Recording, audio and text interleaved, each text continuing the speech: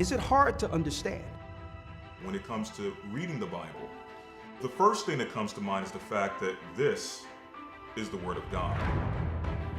The seals have been broken, and the truth is here. And when we go throughout the scriptures, when we go throughout extra biblical records, we find that the language that God employed, that He used to create the heavens and the earth, was the Hebrew language. Christ said, I came for the lost sheep of the house of Israel. But yet no one, no religious leader, no religious church out there anywhere can now identify the 12 tribes of Israel. Can we? God is quite simple, but it seems as if man makes understanding Him hard. What are those mysteries? The truth of your book and the truth will make you free. The Hebrew and Bible Academy, you're invited.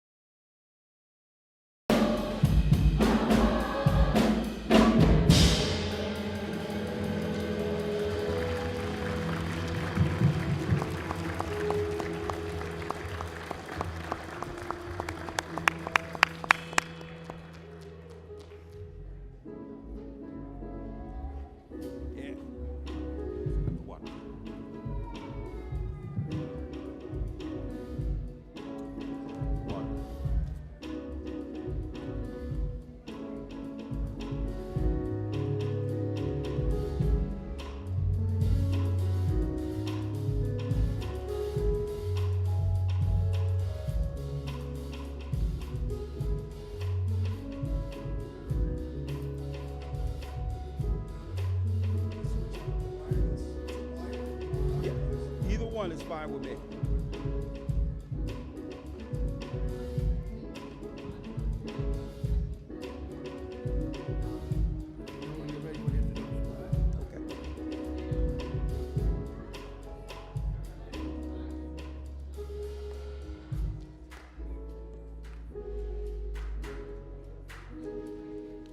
Put that back there.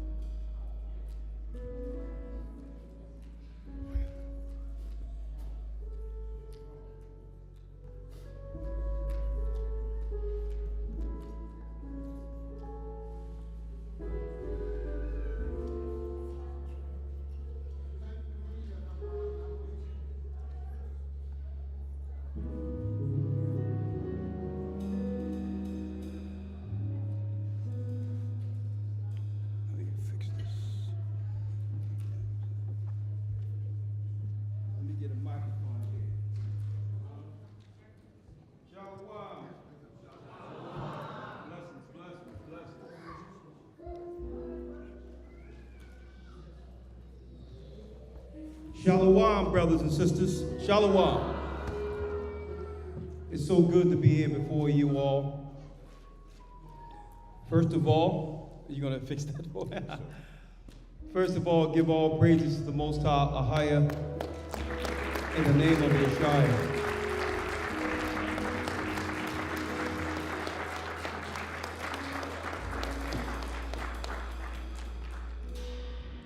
Give it up, give it up. Blessings, brothers and sisters, throughout the four corners of the earth. So many are joining us throughout the earth right now. Shalom. The waters? Yes, thank you. Thank you, thank you. Right before, just getting this ready here. It's gonna have to be good enough. Right before we you see something here?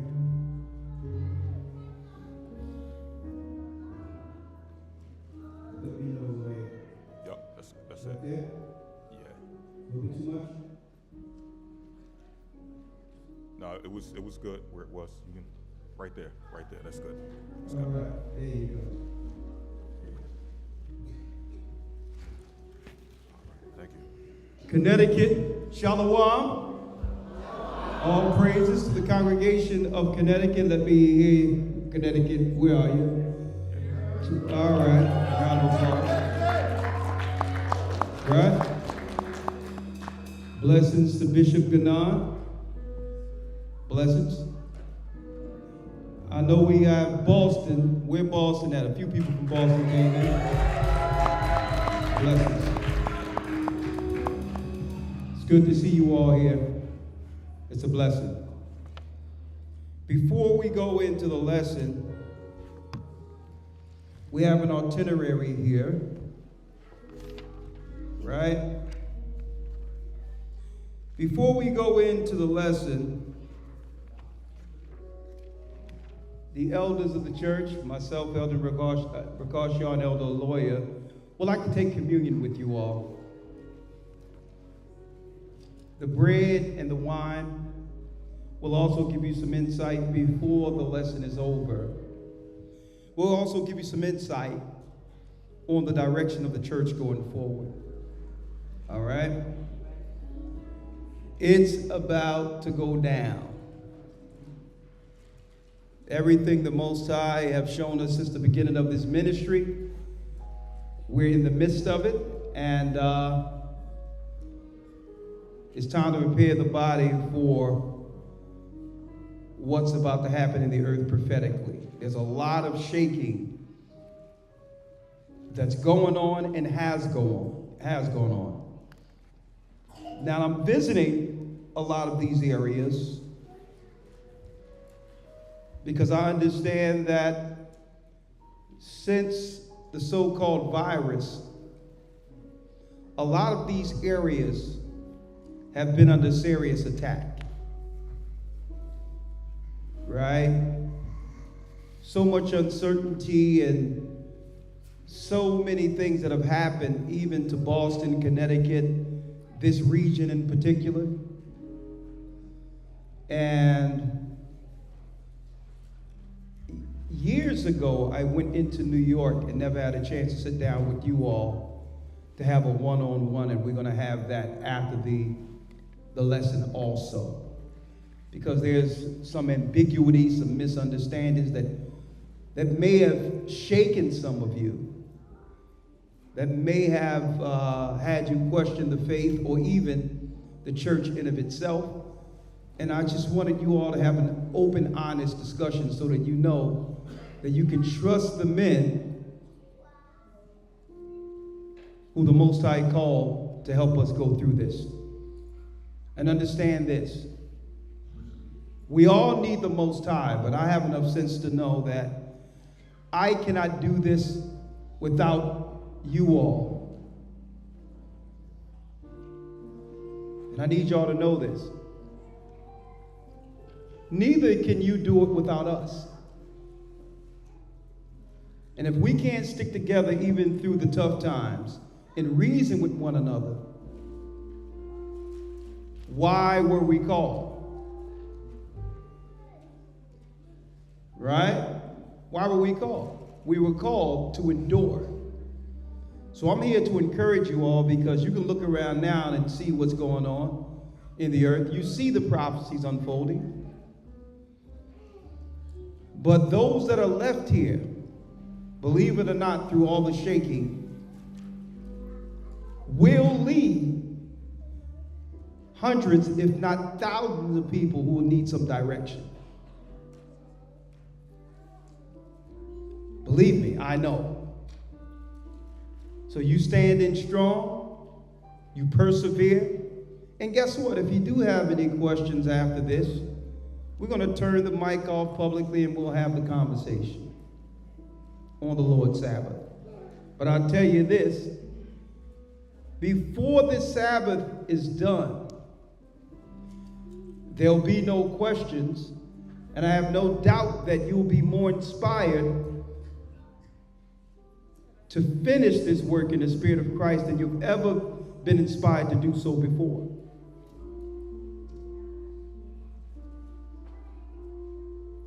Man, it sounds like I know that song.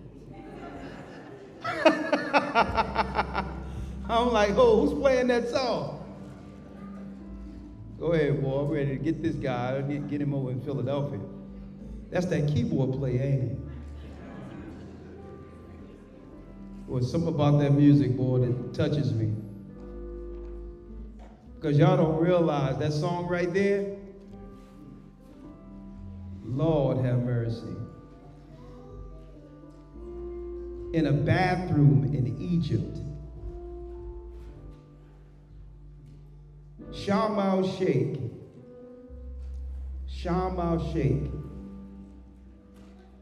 We were in Alexander. Was it Sharm el-Sheikh? No. That was Alexander. We was in San Stefano. Yeah. San Stefano, Alexandria, right across from the Four Seasons. Boy, we coming back full circle to Zion. Small little apartment on the 10th floor, a flat. And believe it or not, it was Yehowadah, elder lawyer's brother, who came up with the original progression for Zion on a keyboard. It was Yehowadah. They were in this little room, no bigger than from here to about an arm length past this table. Him, my son, and Yehowadah up in that room and never complained. I put my keyboard there, Raphael came with a program called Personas, and one day I went out to the supermarket and came back, and I heard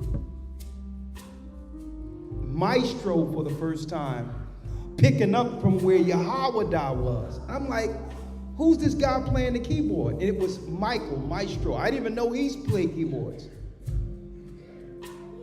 And I said, hold up. I'm like, they didn't even know I sung. Only a few people know I was a singer or songwriter at that time.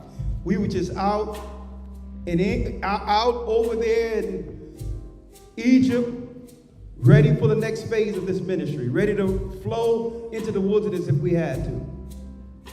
Left everything behind.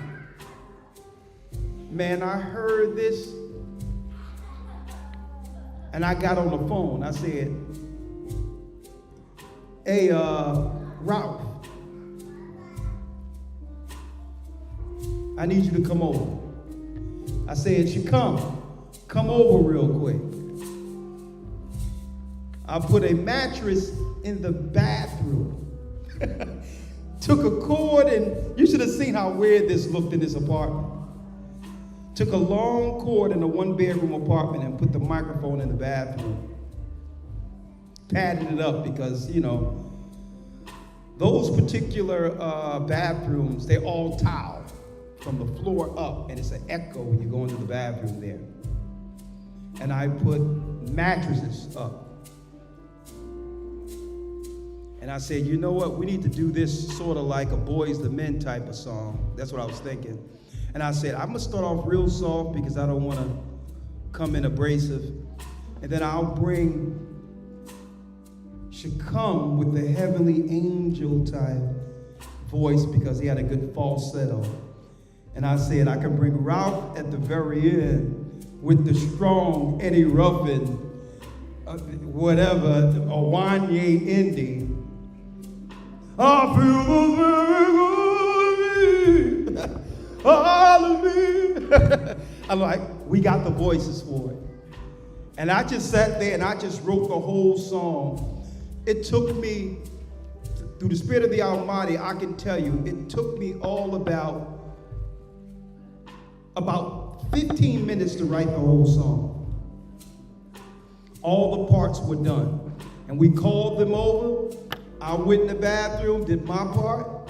I'm like, that's it. I said, go ahead, she come. He was practicing. I'm like, go ahead, practice in the bathroom. He sung his part. Ralph took it home, and I said, okay, now we can all do the backgrounds together. And this song was probably, to Zion, it came from heaven. It's a song that was done, it was fully finished really in about an hour. We've never done a song that quick. Within 2 hours, the song was finished. And it gave me so much comfort based on what we were dealing with. And if we weren't there in Egypt at that time, the song would not have come into fruition. It was what we were dealing with.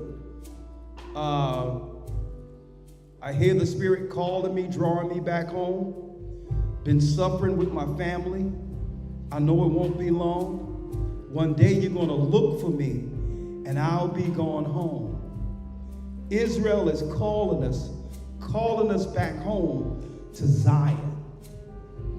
And we just sat back after singing it and just listened to it. Comforting one another, knowing that we were all we had in a strange country with a different language.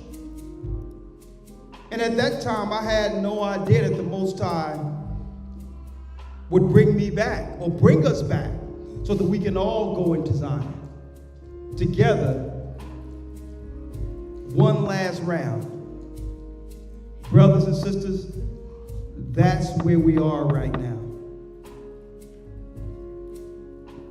That's where we are.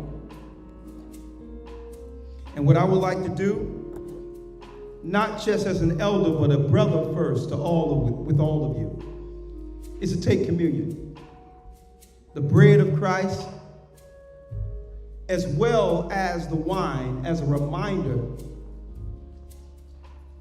of what this is.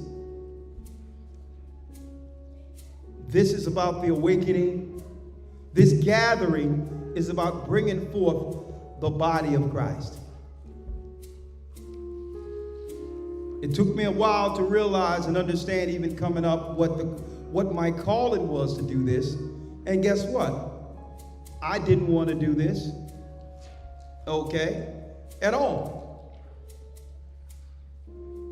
But we can't sit back and to wait for the world to change and complain about something we're not willing to contribute to when it comes to getting our people together. And it's not going to be hard. I mean, it's not going to be an easy task. Yes, it's going to be hard, but we must be forgiving, long-suffering. We must be patient. And we can't just be ready to discard people away in these times of trouble.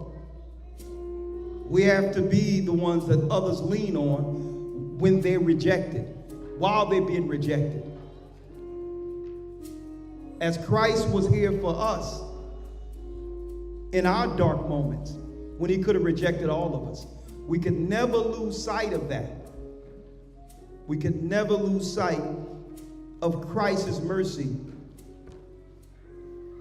when he called us in our darkest moments and forgave us for our transgressions. He didn't call any of us here because of our righteousness. He died for our righteousness. He gave us an opportunity through his blood so that we can appreciate the forgiveness that comes with repentance. And through that, we teach from another perspective. We don't teach from a perspective of stoning people or condemning people. We live in the perspective of forgiveness, of making people whole, having them with the same opportunity Christ gave us to stand without guilt, without darkness, to show the world that they repent by standing with the Most High and for his people. Those are true saints. That's a true teacher. A true teacher, a true man or woman who would teach the word of God isn't to go to someone or to discourse with someone to find out where they're wrong and how can you correct them. No.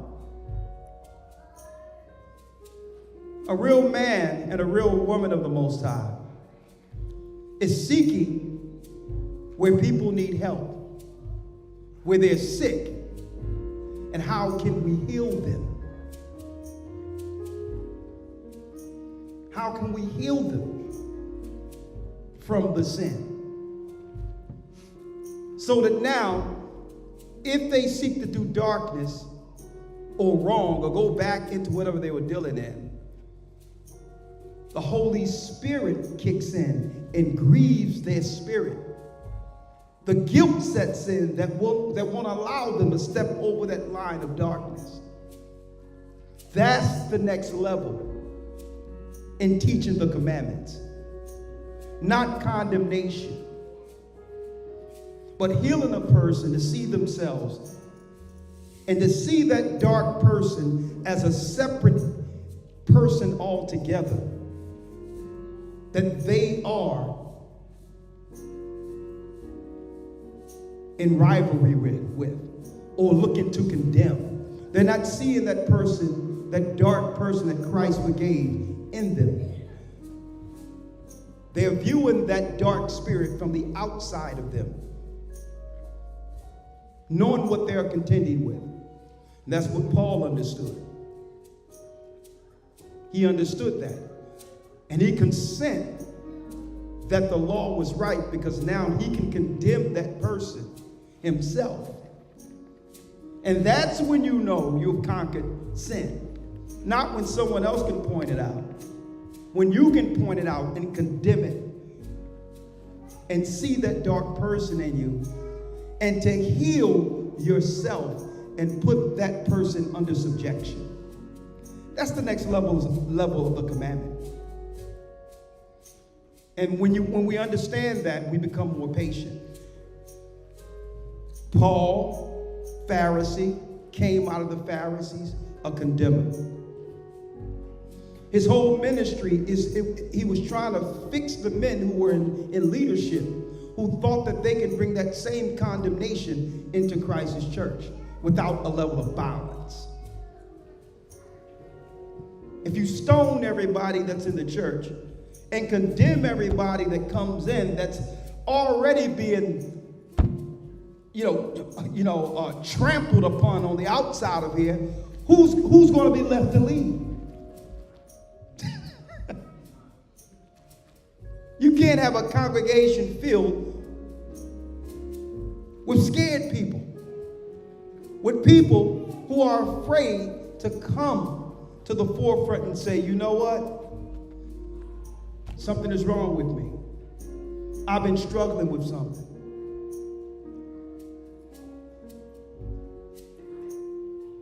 I'm hurting right now. Why are they afraid to come forward?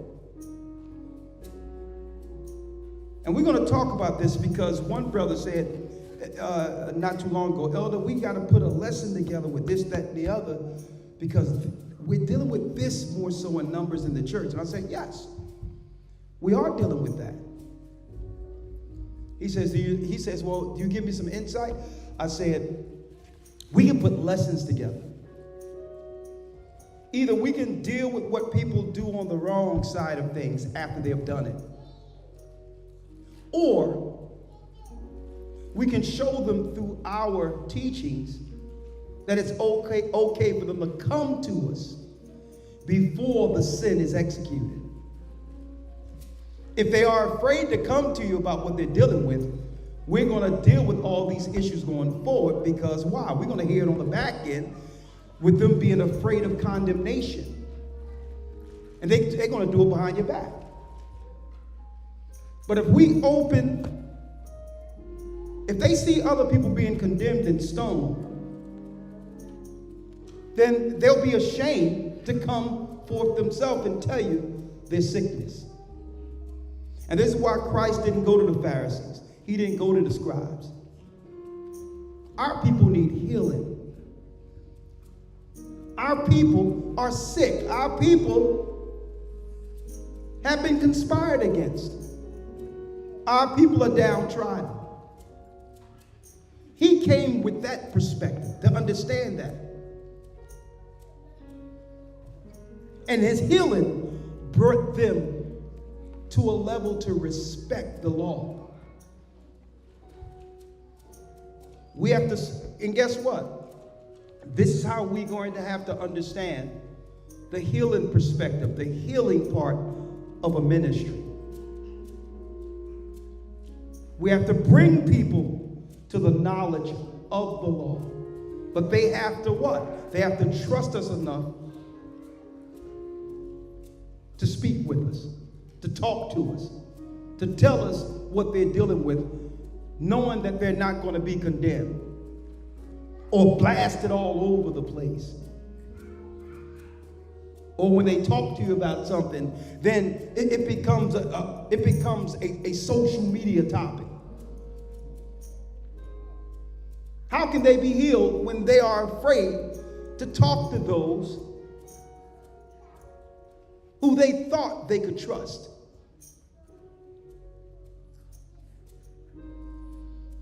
So understand, when we take the body of Christ, which is the bread and wine, it's not in condemnation.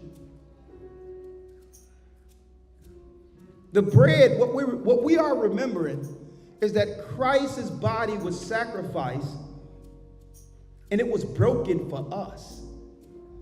We take this in remembrance of what Christ did for us.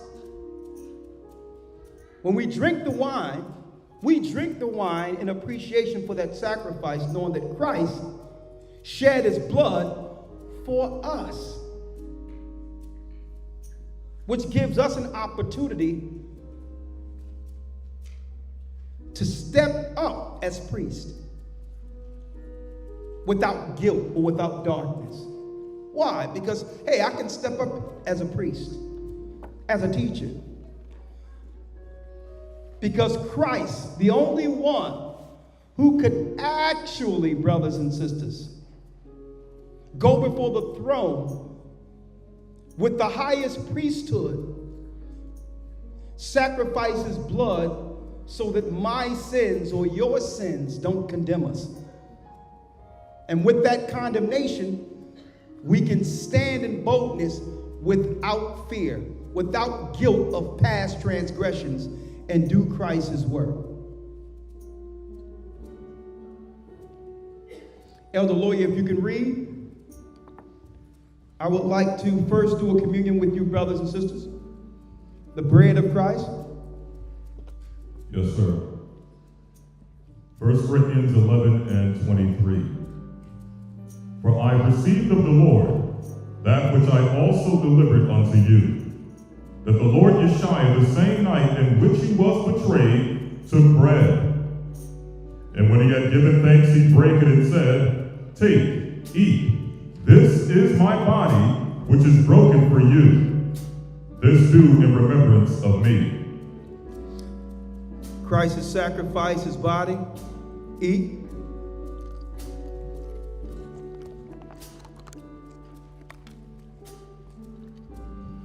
After the same manner also he took the cup when he had supped, saying, This cup is the New Testament in my blood. This do ye as oft as ye drink it in remembrance of me. Christ shed his blood on the heavenly tables, sprinkled his blood on the heavenly tables in heaven for the forgiveness of our sins. We thank Yeshua for the sacrifice. Drink. Let's give it up to Ahaya Ba'ashim Yeshua from the throne. Praise the Almighty.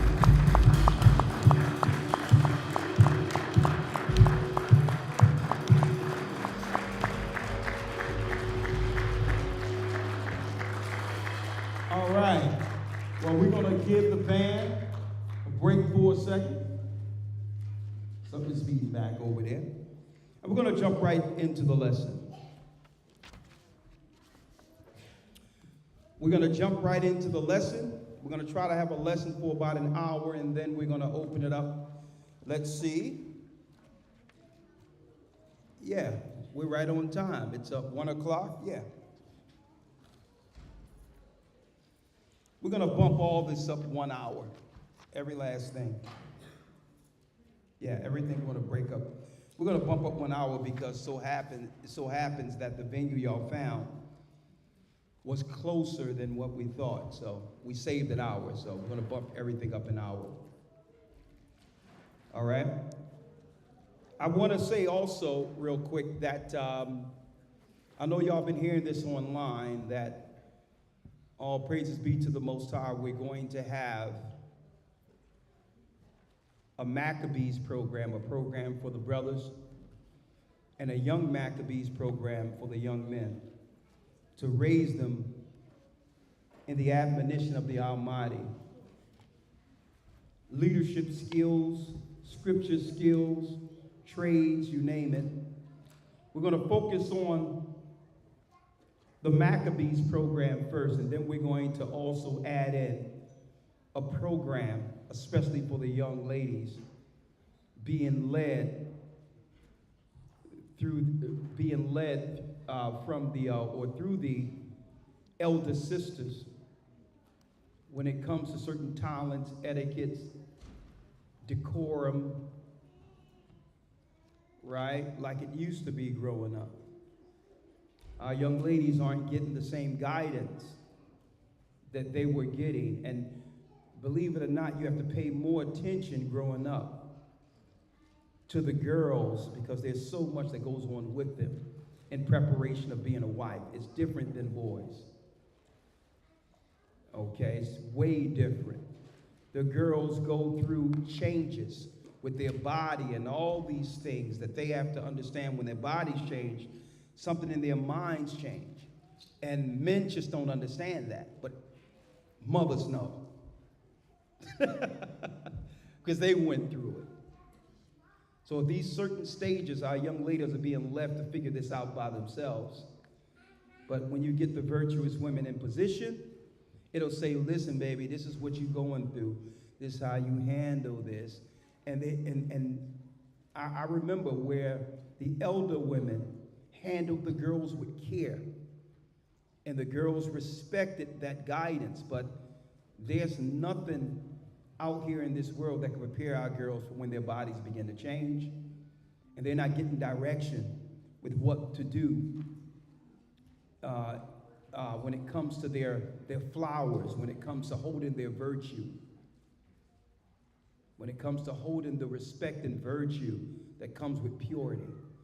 And I believe that need to be taught. I see all these things online where, you know, and it's okay. People do what they do. But I see so many things online where women are being shown how to do their makeup, their nails, you know, their hair. And of course, somebody, you know, it's okay to have yourself put together. There's nothing wrong with that. But there's an imbalance, right? You don't see nothing online telling girls you're at that age of your flowers where your body's changing, your mind is changing. These are the things you have to put on based on this change of the body, based on the atmosphere that's out here, what's going on with the men, what's going on with strangers, how to honor yourself, knowing the angels are watching, that the Most High is watching. You're going through a transformation. And we had women at every age change there for that transformation of a young girl into a wife, into her adulthood, and she was carried over as a wife to a man who would appreciate a young girl that's been raised to be a wife. You don't see people online, yeah, this is how you wrap your hair. This is how you do your hair. This is how you take care of your hair. Okay? This is how you style your hair. This is how you dress. You know, here's a difference, right? So we're going to have that program for our young ladies too. That's going to be coming soon. But first and foremost, we have to concentrate on the Maccabees program. The first program is going to be all the brothers who never had an opportunity to actually come up under me personally, like Elder Lawyer, like the other men. A full program like I had for them done for all the brothers in the church. So that now y'all will understand the doctrine, not just the doctrine, right? You'll all understand why we go about certain things and how we do it based on, from a biblical perspective. We never really had that opportunity, okay? And we're going to raise the young men with the Young Maccabees program. It's going to be absolutely outstanding.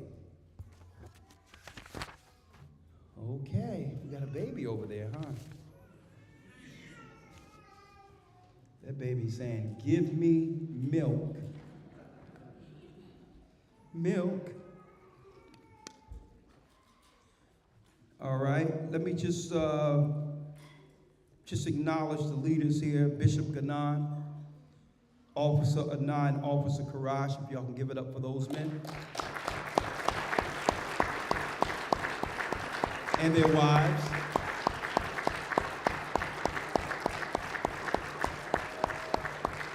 Right?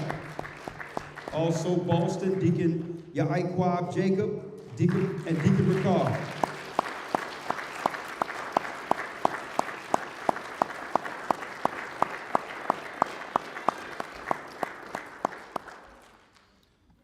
We have a serious lesson today that I want to talk about, right?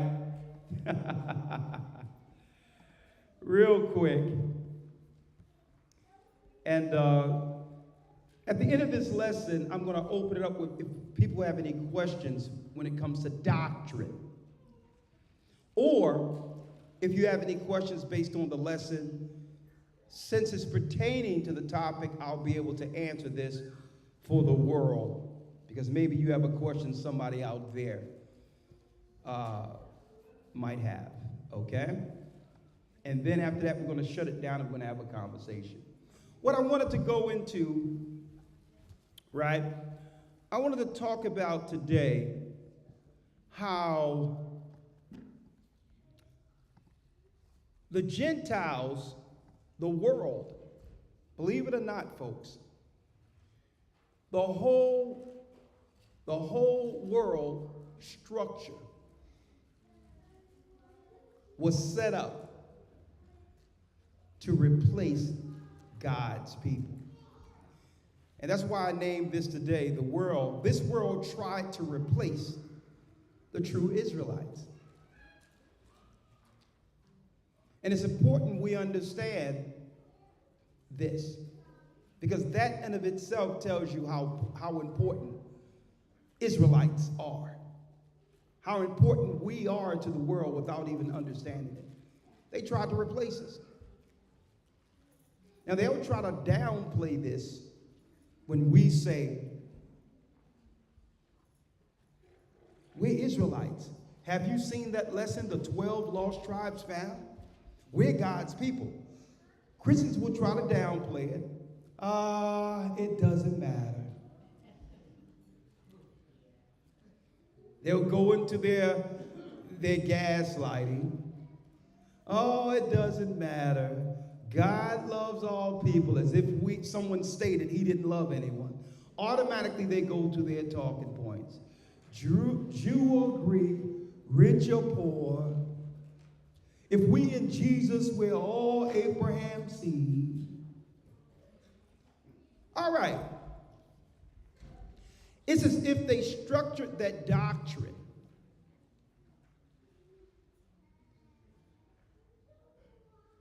to debate us, who are now claiming we're Israelites. Why do I say that? I didn't hear all this Jew, Greek, and all this other stuff when the Christians in America and throughout the world were stating that all people everywhere should support the state of Israel in the Middle East. Now they'll tell us religion doesn't matter, what are you talking about, your Bible thumpers?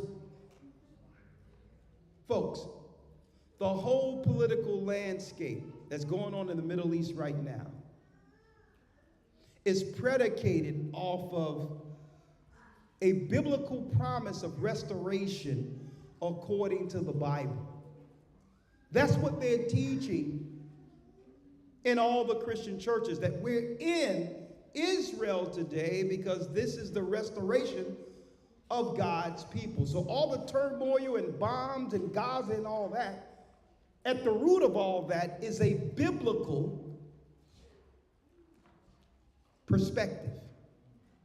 They'll tell us the Bible doesn't matter when it comes to us, but they're fighting whole wars, putting in trillions of dollars in the Middle East on that same premise.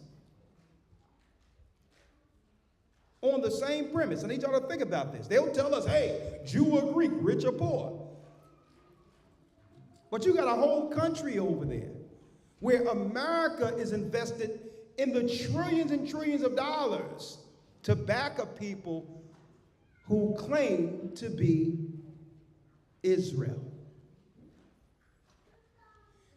They tried to replace us. And we're going to talk about that. Oh yeah, do y'all know that it's a, real quick, do y'all know that it's a East Indian holiday today? I mean, this week? Did y'all hear about it? Man, y'all got to keep up. The East Indian holiday,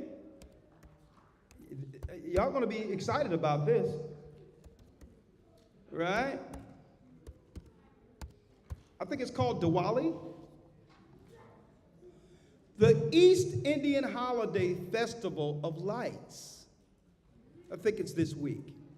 Y'all didn't know about that? Well, like America have the Thanksgiving period after Halloween and all that. Well, the East Indians has Diwali. Diwali. Now, what is this? It's the Festival of Lights for East Indians, Babylonians.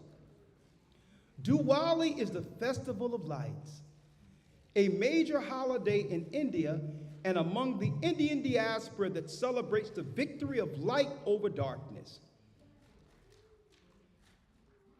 Different gods and goddesses are worshiped and are prayed to during this time of year, right? Celebrated for 5 days, typically late October or early November, right? We're in the end of Diwali. It invokes lighting lamps, decorating homes with Rangali, feasting, exchanging gifts, and sweets. The specific date changes each year according to the Hindu lunar calendar. Lunar, moon. So it's really the same holiday, believe it or not, at a different time concerning the Jewish people's Hanukkah. Same gods and goddesses of ancient Babylon, but they're not telling you. Right? You wouldn't believe what they do to kick off Diwali. Does anyone know in particular what they do? Anyone? Let me hear you. Light candles? Boy, I wish they only lit candles. Yeah, I'm going to show you what they do. I'm going to show you what they do. You'll probably have to go home and see it online. But hey, I'm gonna let you know right now, the people they are letting in this country. Lord have mercy. Okay? I'm gonna show you real quick what they doing out there. Right? Okay, Elder Lawyer, I got a shock for you. You're going to see it.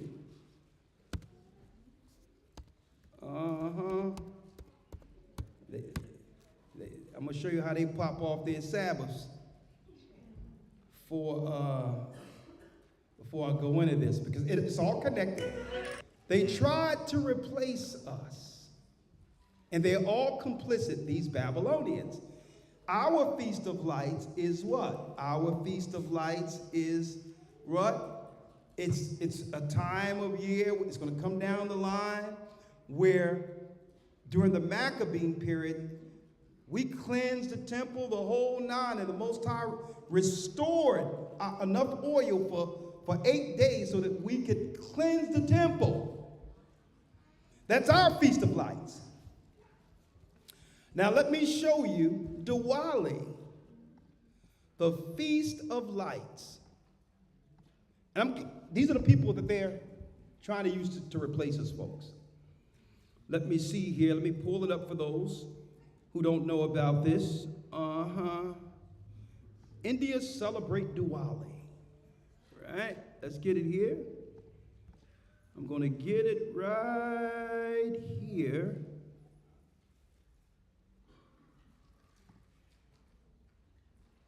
Let me know if you see it, Elder Lawyer. Right? Diwali, where is it? It's on YouTube, right? Hold on, let me get it. I'm gonna make sure we can see it. Right here. Right here. So this is, see that? Mm-hmm. Yep. All right, you see that, right? Yes, sir. So let's see if we can find that. Right? You see it? Probably have to close this out and come back in. So, Or cancel it? yeah, cancel it. Yeah, come back in. We're going to cancel it. Wait till y'all see this, folks. You're not going to believe it. Right? See it? Let's do it this way. Is that it? There it is. Thank you, Elder Lawyer. Yes, sir. All right, we're going to show y'all. You think our Feast of Lights, you're going to love the Feast of Lights the Most High have given us. All right? We're going to take it, we're going to give y'all the celebration of Diwali real quick. Right here.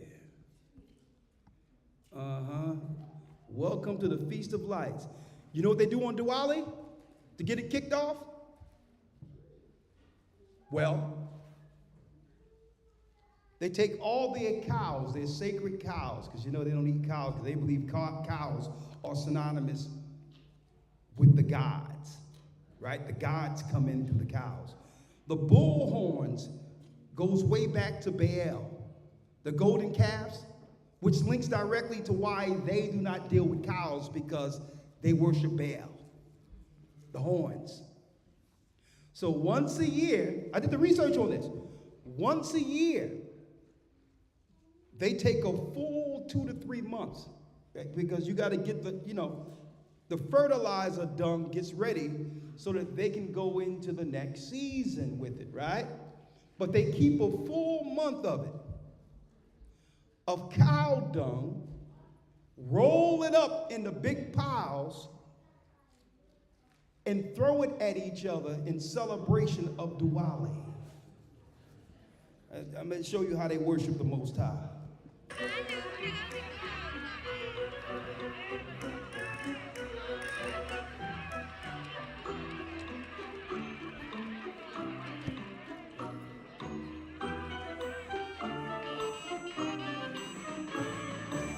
These are the people they got coming over hanging out with us.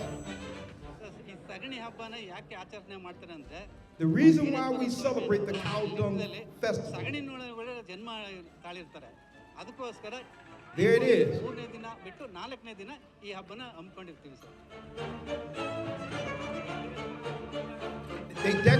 They decorate the dung with flowers.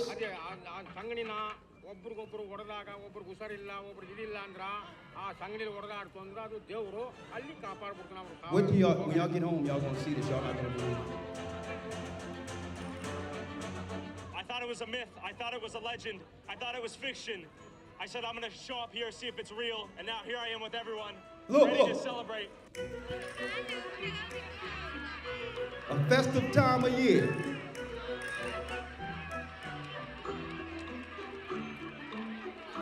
Now don't forget, folks, here's the laugh. See, the laugh is on us, though. I'm going to go into these scriptures to show you. The laugh is on us as far as they're concerned. Because the synagogue of Satan and the world powers, brothers and sisters, they're not just getting anyone to replace us. I'm going to tell you, They're getting the low of the low, who worship through heathenistic practices. They are intentionally getting these people to come in, knowing the sadistic behavior they grew up under.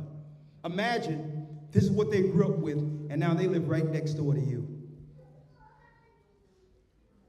And if they will deal with this, what else are they dealing with? What else sadistic mindsets are they in? And don't forget, you have to think about this. Don't forget this. The whole concept of how they destroyed our communities came from India. Okay? The face of thug have become who? Tupac Shakur. But the thuggy was the East Indian hoods who killed, steal, destroyed, and pillaged for the demoness, the goddess, Kali or Kalis in East India.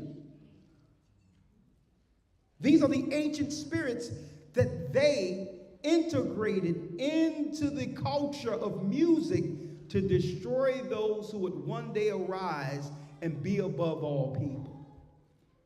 A spiritual war. In order for them to destroy Israel, they got to go to the deep, darkest areas of the earth where Babylon began, to resurface those same and stir up those same old demons and aim them towards God's people, because why? They can no longer stop what's happening. They can't stop the awakening. The Most High is speaking directly to us now with no interference. We don't respect the theology of this world. We don't hear them anymore, and they have lost full control over the narrative. So they say, you know what? I know what we're going to do. Imagine what demon you have to be on you to play with cow's manure. Hold on. In celebration of a holy day to the gods. So you got to understand the psyche of a person who would normalize that type of behavior. That's now they'll put them on a plane and sit them right next to you here in the United States or any place our people are residing. It's strategic. First they did diva. They did diva, integrated that in the music, where instead of women being called what? Don't forget, all of these women in the Christian church came out, Aretha Franklin, Patti LaBelle. They were all inspired through Christ to cultivate such a voice that you can only have coming out of slavery. And instead of these women being appreciated as God's people with the gift given through God in Christ in their worships, they were able to what? Initiate these same people into the business and call them divas. Well, we didn't know that was from East India too. And believe it or not, all of these systems of idolatry is no different. It's only, let me make it clear to you as a parabolic scenario here. We're seeing the physical dung that they throw at each other during Diwali. But we have ignored and have taken in the spiritual dung that comes from Babylon. Diva, Shiva, Kali. So what do? The Asians all got together with the Babylonians and set up shops all in the neighborhoods where it would be nothing but just straight vanity they would sell the community to overcome the humility that usually comes with the core belief in God and Christ. Nails, hair, everybody, you walk into the neighborhoods right now, and y'all don't know it, but the East Indians know it when they come down and sit down in our neighborhoods. They can point to a girl that's dressed and tell you what god or goddess she dressed up like based on who they worship in their homes in India. They can look at a person and say, okay, she has Khalees. That's the spirit of Khalees. They can sit back and look at a girl with blonde hair or blue hair and something, and they'll tell you the god or goddess they dressed up like today. And we just think it's normal fashion. But the East Indians and even the synagogue of Satan knows that this person is possessed with that spirit. It's a spirit. It's a familiar spirit now.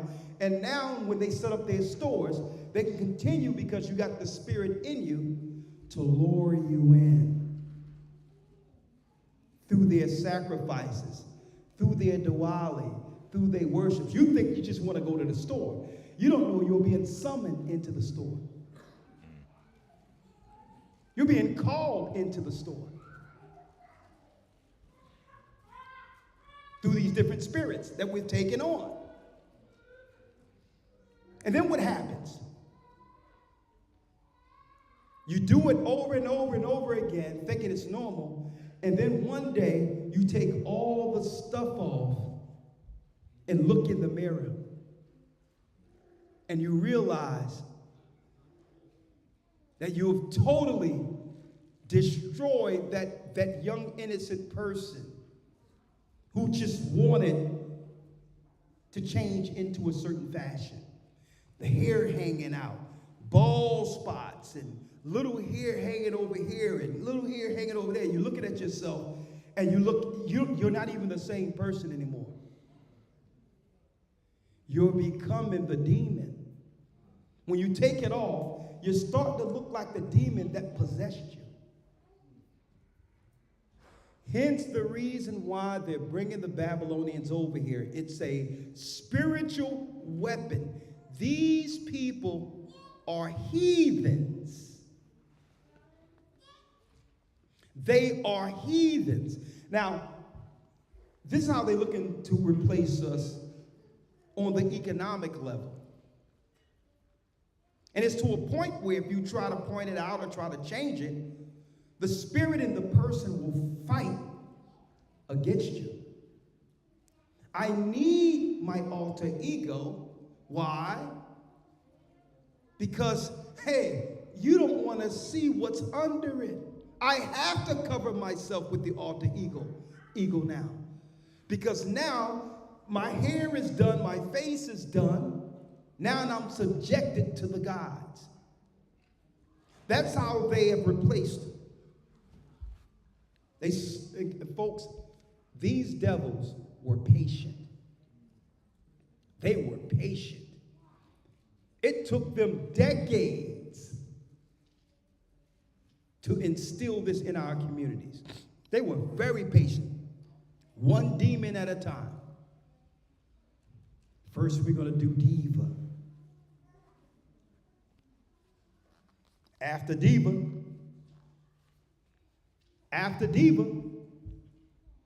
we're going to do thuggy. After thuggy, Kali. What's Kali? Well, Kali is the deepest spirit, the most demonic spirit of all of Babylon. She's beautiful on the outside, hair, all of this, but she's a succubus. She's a succubus, and she lives off of the labor, then blood of men. She hates men, but yet she has all of the outward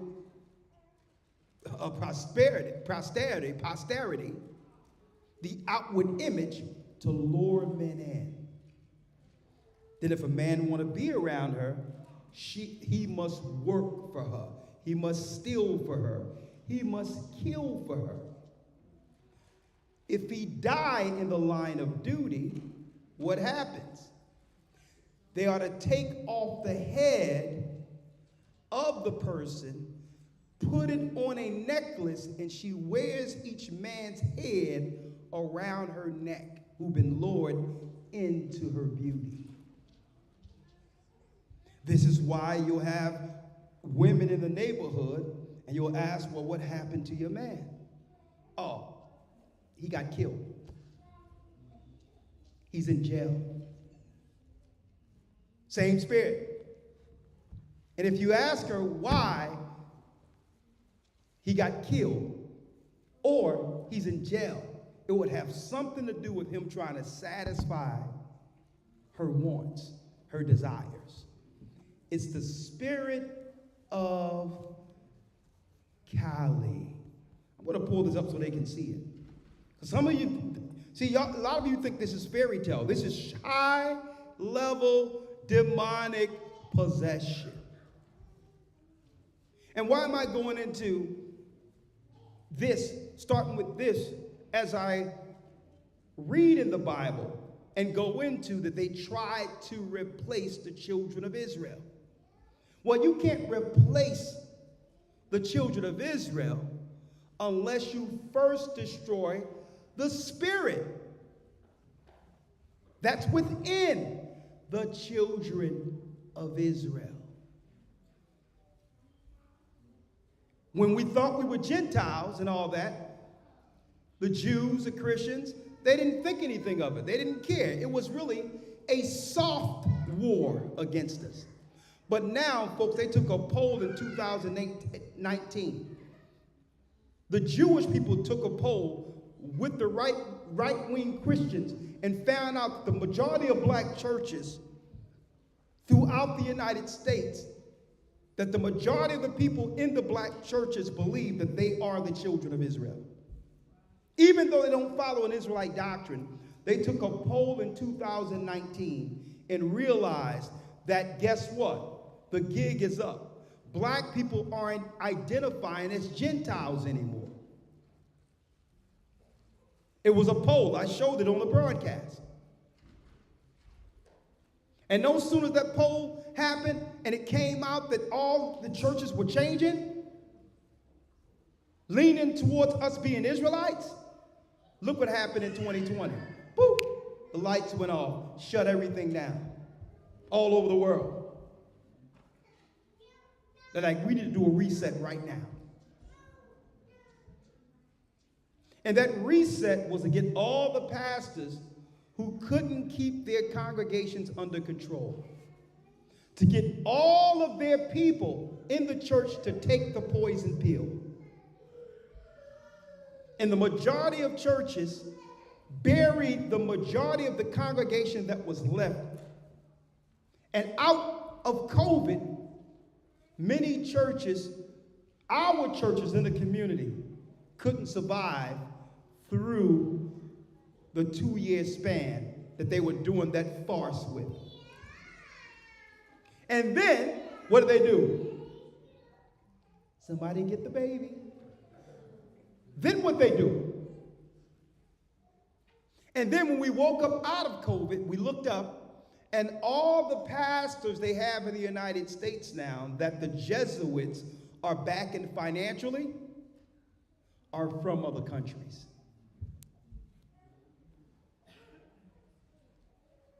They're financing African pastors now. And you got to know the chaos that's going on over in Africa where they can't come together with those crazy doctrines that's mixed with voodoo and everything else.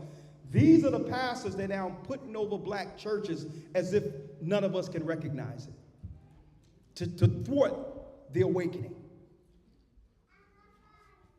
Right? Let me show y'all real quick and then I'll go into it. When you look up thugging real quick, for those who don't know, the thug life didn't come from Tupac Shakur. Thuggy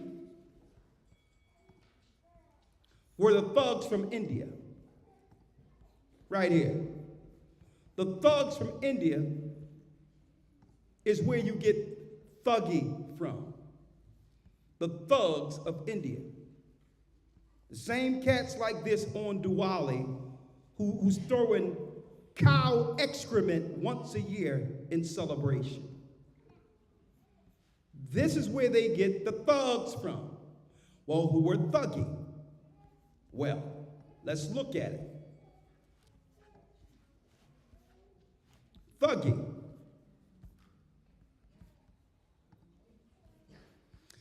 Thuggy was a supposed network of organized crime in the medieval postmodern centuries of gangs that traversed the Indian subcontinent, murdering and robbing people. Murdering and robbing people. Folks, that wasn't us. Don't forget, folks, we weren't the thugs, we weren't the robbers. We grew up in church growing up. When we thought of organized crime growing up where we come, it was the Jewish mafia, the Russian mafia, it was the Italian mafia. We weren't the thugs, we were going to church. We learned about organized crime through Scarface. We were going to church. I need y'all to see how they slowly transferred their heathenistic, their satanic degradation only to deflect it onto us as if we're the criminals.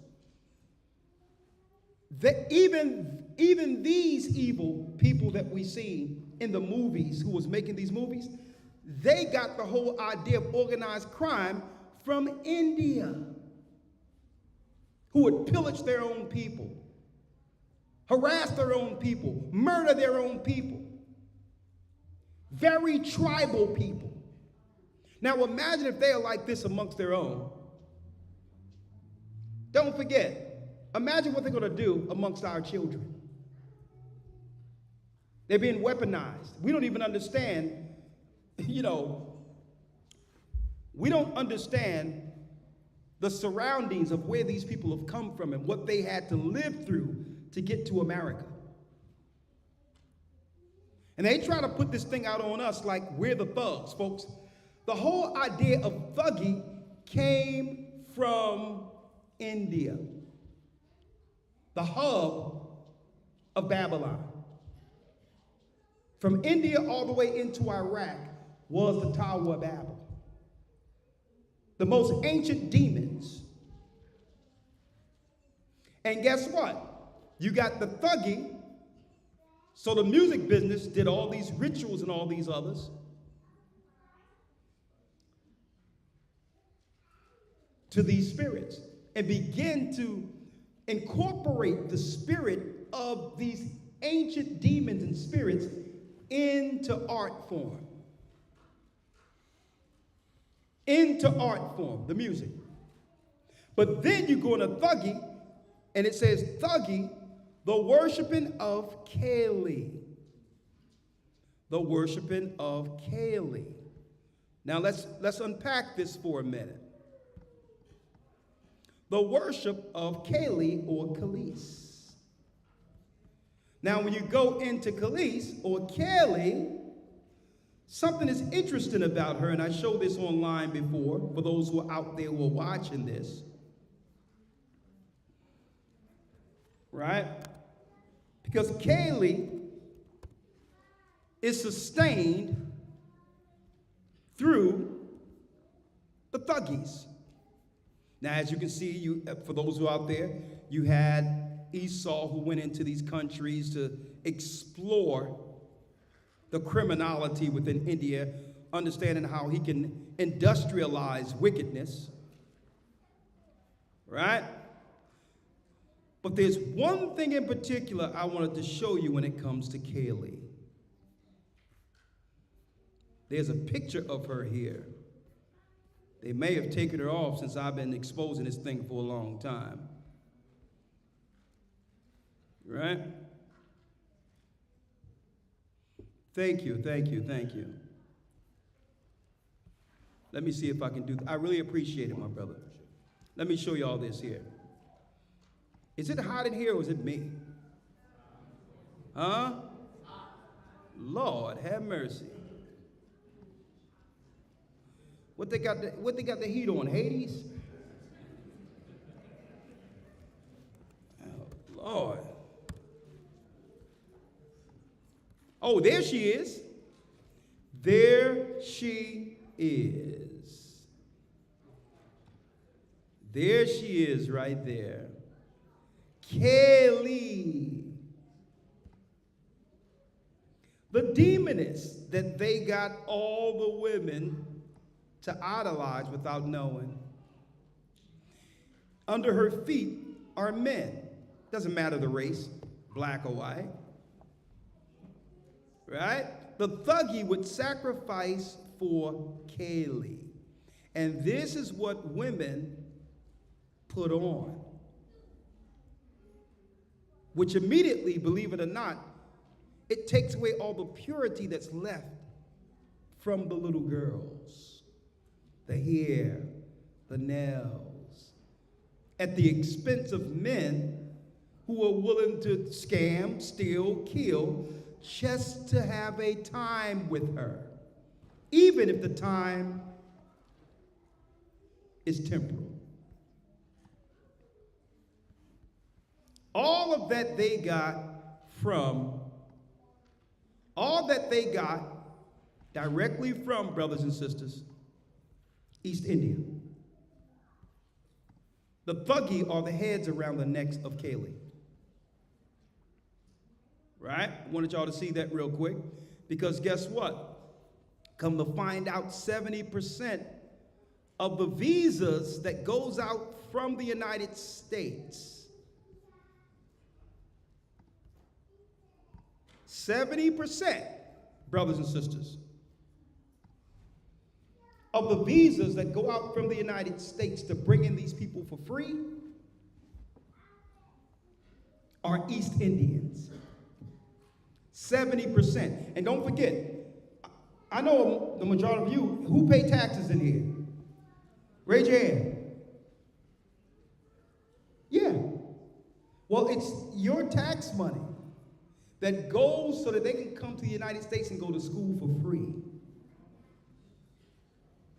But nothing is truly for free. If it wasn't worth it, when it comes to the synagogue of Satan, if it wasn't worth getting these people over to press upon us, they wouldn't spend a dime on these people. They don't truly care about these people. They're weaponizing all these people against us based on the fact that the powers that be can no longer stop the awakening. 70% of the visas, they bringing their children over here to go to school for free while telling you, you better pay your school debt. And what most are not recognizing is when we're in, or the fact that we were born in a spiritual war. The replacements are here. The replacements are here. The job market will never be the same. Now, in a way, this is a good thing. You know why? Because for years, brothers and sisters, we as a people had some level of hope that those who were controlling things had what? Had the greater good for us in mind. We thought there was at least one person up there in leadership position that was for that would at least argue for our turn. At one time, we believed that was so. At one time. But now they're letting you know straight out. No. We were never for your turn. And I believe that that's a good thing, because now we're going to be forced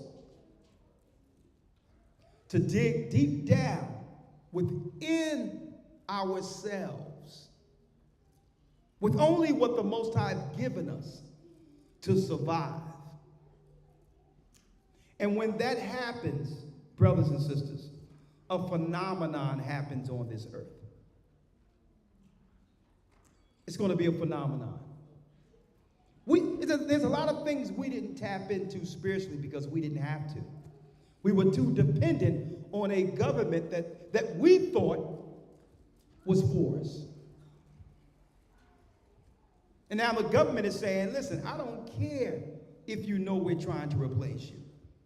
I don't care if you don't have work. I don't care if you don't have food. I don't care if you don't have shelter. Right? That's the world we're in now. And they're financing the people to replace us right up under our noses. We're seeing all these strange people come in with all these different gods and all these different worships, and not even realizing they're waging war against us. So it's a good thing to know, okay, the government isn't coming to save us. A matter of fact, they're going to try to take away anything we own already, which will leave God's people with no choice but to lean on Him and have it where God's people would have to lean on one another. Here's the moment we've all been waiting for. We say, well, Lord, save us, help us, but don't realize what one would need to go through to have those prayers answered.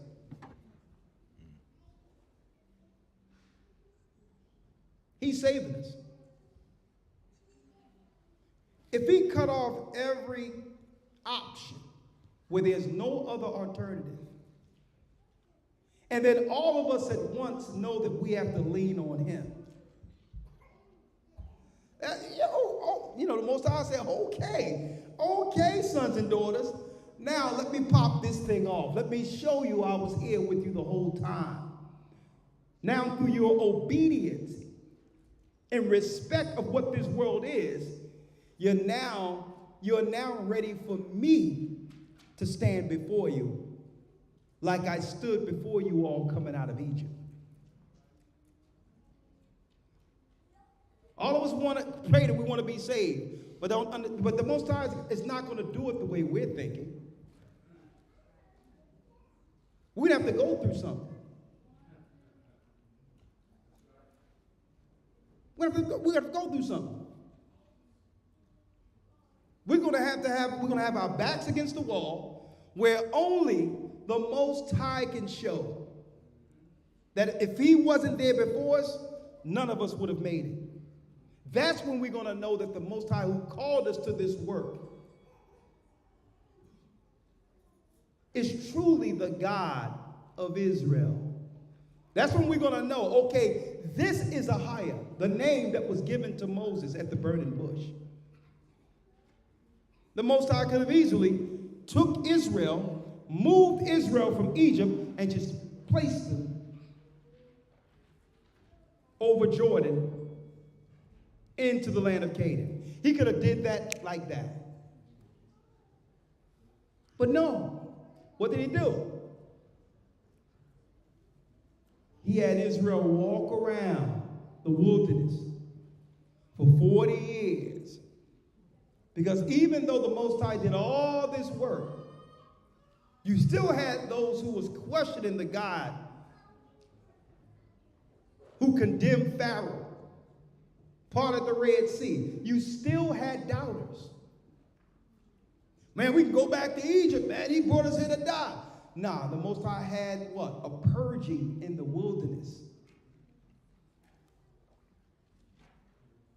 And he says, you know what? The children of these unbelievers, all the adults have to die off so that the children can go over into the wilderness. And the only two original people that came out of Egypt that crossed over as adults was Joshua and Caleb.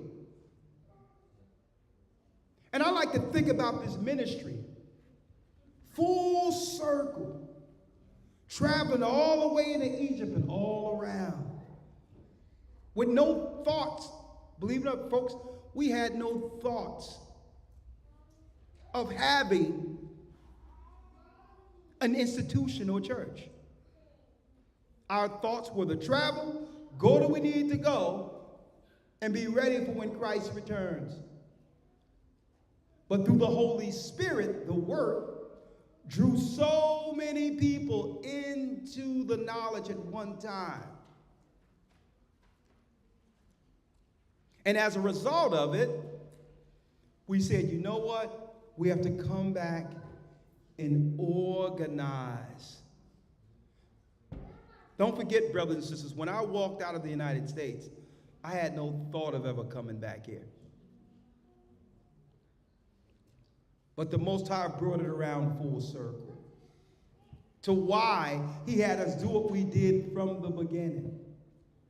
It's no different than us walking through that wilderness again, and the Most High is doing the purging. And those that will endure until the end of this can make it through, will make it through. The Most High have us here not just as here for a word of encouragement. Because yes, it is encouraging, it is inspiring to hear the work, to hear how the Most High have done what he've done in this work. But it's more than just that, folks, than just us here with the word.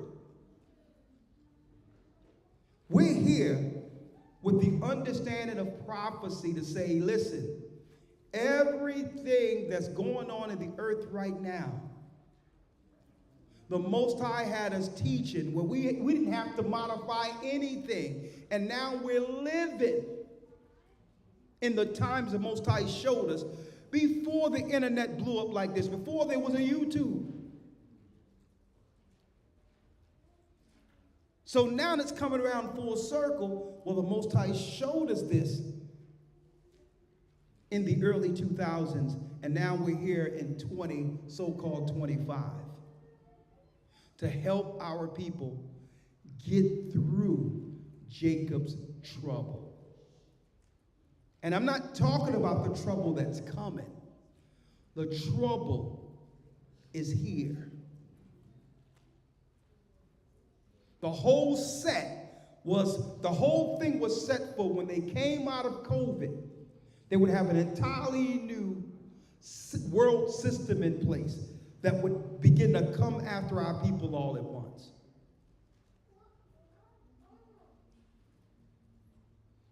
So it's upon us, brothers and sisters, to come together in the Spirit.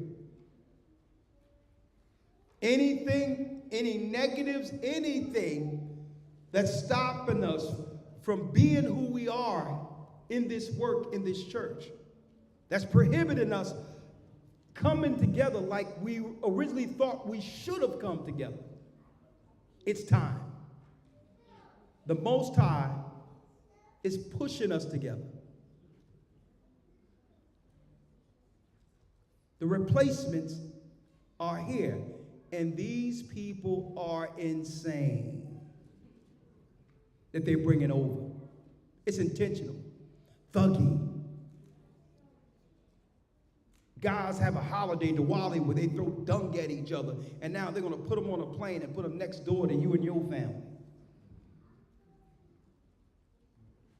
Understand what we're up against, folks. the replacements, who's going to come here and work a job that you probably would have been having 6 figures on, and now, guess what? Or 50, 60,000, and they're going to come to work that job for $15,000 and $20,000, living in a socialized house paid by the government. And I'm not telling you what's going to happen. I'm telling you what I know. This is what they're doing. They don't want any financial upward mobility for God's people, because they know that now we're not going to use the money strictly for their economy. We're going to use any resource we have in preparation to help God's people. I need y'all to think about this, folks. Something is going on that's a lot different, that I can attest to, that only the Most High, if the Most High must be working within his work. Folks, I remember over in England, 20, what they call that? Pounds, 20 pounds to get dinner for that week. Every week I would teach, and we would pass the plate around, and I wouldn't ask for anything. They would just pass it around, and I would get 20 pounds, British pounds, and I was thanking the Most High for it. We would eat. We would go back. I'll buy chicken, get some potatoes to go with it, onions. I would get some nachos. I'll do anything I can to make things spread. 20 British pounds. I know the Most High is working. This is why they don't want us to have any level of resources. To know we done went from that, and we come around full circle, and I go on a broadcast and say, hey, our brothers and sisters have been hit in Jamaica. The Benjamites have been hit in Jamaica. I'm going to show you the power of our people. How I know the Most High is doing something great. I knew I only had 20 pounds. I know I had nothing. But I had the courage to go out against all odds with nothing to teach the Most High's word. Come around full circle and say, hey, we got a brother, Ayash, a great singer, where his house was totally decimated, the whole community was decimated, and we get online and say, brothers and sisters, the people are suffering over in Jamaica. And out of nowhere, within a couple of days, we look up, and I think, okay, if we got $5,000 and I put a little bit of money to it, we can do something. We looked up, and it was over $30,000 in a couple of days.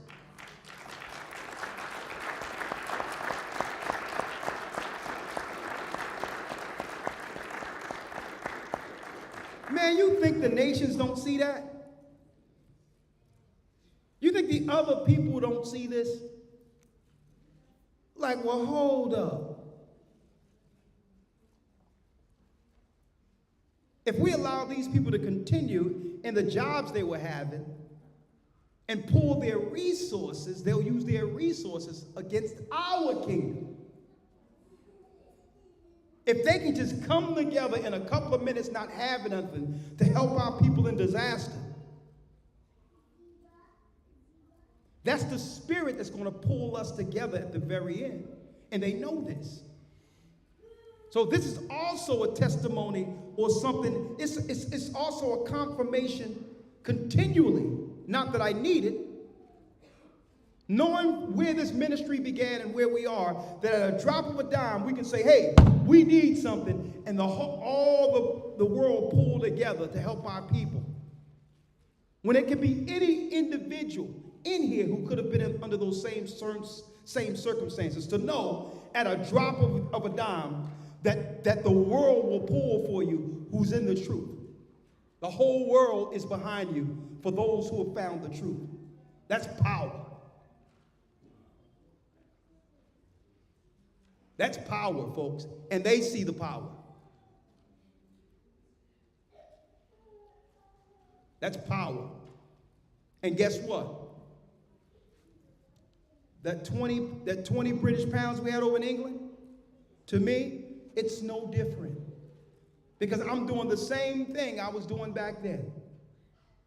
Bringing our people together, knowing what's about to come down. It's real. This is why they want to replace us. This is why, let me tell you.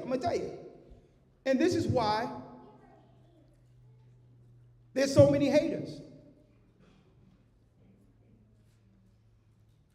I'm going to tell you. People wonder why I don't respond to all this crap. I say it over and over again. I don't respond to low levels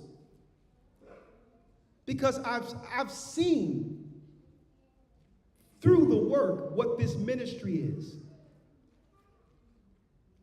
And I understand, and I have no fear as this whole thing goes down, knowing that the Most High have always been with this church and have guided us through most situations. People would have totally been shook, faced with the same circumstances.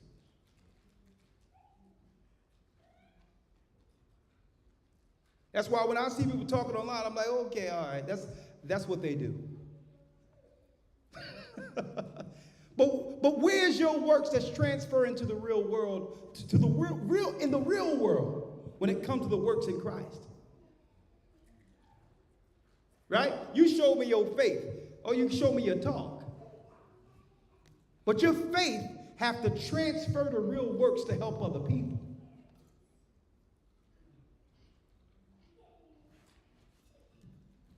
They tried to replace our people. Psalms 83, let's go there.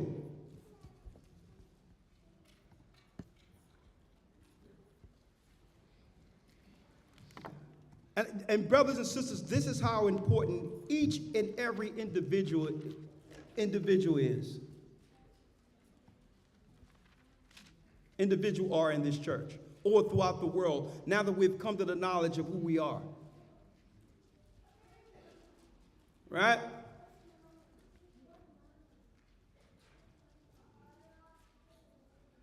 Let's go there real quick. They tried to replace the true Israelites. Right? Elder Lawyer, let's go to Psalms 83. Yes, sir. Let's read it. Psalms 83, verse 1. One second, Elder Lawyer.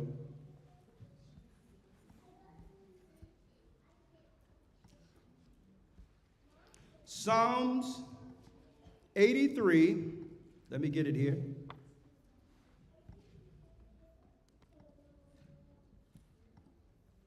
Psalms 83, verse 1. Let's read it. Psalms 83 and 1. Keep not thou silence, O God. Hold not thy peace, and be not still, O God. For lo, thine enemies make a tumult, and they that hate thee have lifted up the head. They that hate thee have lifted up the head. Do me a favor, someone turn down the lawyer's mic if you don't mind. You know, he got that Barry White thing going on. I'm sitting there shaking in my chair. Lord have mercy. Give him some mids and highs. Put the Michael Jackson effect on lawyer's microphone.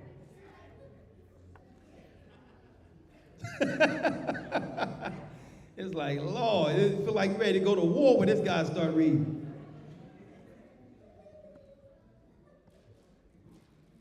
Right? Let's try this once more again. One more again, young man. Yes, sir. For the top. Oh, yeah. All right. Psalms 83 and 1. Keep not thou silence, O God. Hold not thy peace, and be not still, O God. For lo, thine enemies make a tumult, and they that hate thee have lifted up the head. They that, I said cut down lawyer's mic, not mine. Lord have mercy. Man, who's the engineer around here? I said, Lord, look, they put the Michael Jackson effect on mine. Tested 1, 2. Lift me up. Lift me up. Oh, I know what I'll do. There you go. There it is. Say something, lawyer. All right, mic check 1, 2. Testing, mic check 1, 2. There it is. Let's go. Yes, sir. Verse number 3. They have taken crafty counsel against thy people and consulted against thy hidden ones. They have consulted against thy hidden ones. They built this whole economy since the time we were in captivity. They built the whole structure on keeping us under control, keeping us at the bottom. Keeping us at the bottom. Read on. They have said, come, and let us cut them off from being a nation, that the name of Israel may be no more in remembrance. Let us cut them off from being a nation, that the name of Israel be no more in remembrance. So let's go into it, because when you go into it, it breaks down that they are confederate. A satanic confederate against God's people.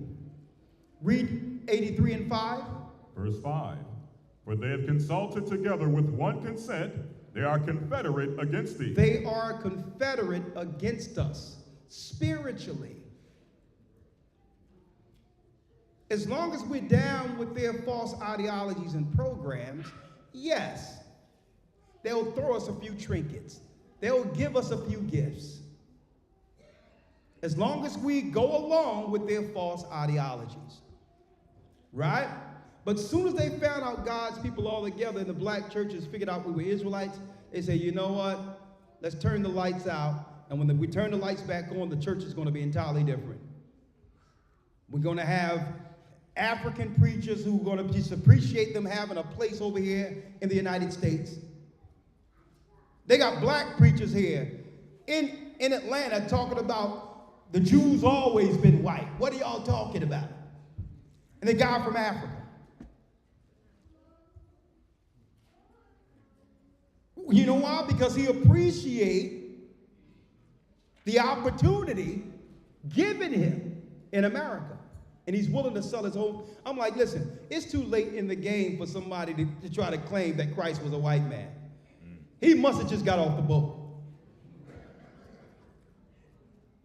Okay? But he's not doing that because he believed that. He's doing that to show a public allegiance to those who've allowed him opportunity as a taskmaster over our people. There are confederate against thee, read. The tabernacles of Edom. The tabernacles of Edom. And yes, Edom is the Romans. They are the Romans. The Romans still exist till this day. Okay? And what? And the Ishmaelites. And the Ishmaelites. And in the academy, I'm going to make sure next academy I'm going into Ishmael, our silent enemy. Our silent enemy. He always work and play us close, but he's really doing the bid of Esau, the government. He'll play us close. That's why they strategically place these people at 7-Elevens and different stores around our area. A lot of people, when you think of the CIA, you think of some elaborate technology rooms with TVs all around the place. No. CIA is Central Intelligence. No matter where they get intelligence from, it's part of their intelligence. And a lot of these people, when the government comes into our neighborhoods and all that, they go straight to these Arabs and ask them what's going on around here and make a report, and it goes right up the chain. That's Central Intelligence. The Arabs, not all Arabs, but Ishmael in particular. Read. Of Moab and the Hagari. They said, let us cut them off from being a nation. So how do you cut one off from being a nation? Let's show some examples based on history. Elder Lawyer, let's go to Exodus 1 and 10. How do you cut a people off from being a nation? Now, here's the legislation they've always implemented throughout history. Come and let them cut them off from being a nation. So how do you go about cutting the people off from being a nation. Well, you look at all the families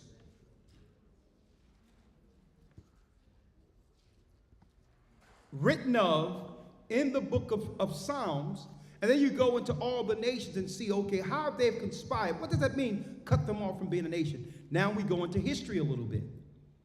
Now this legislation would be in all the confederacies over the earth while God's people is in captivity or in servitude. Go to Exodus 1 and 10. Yes, sir. Exodus 1 and 10.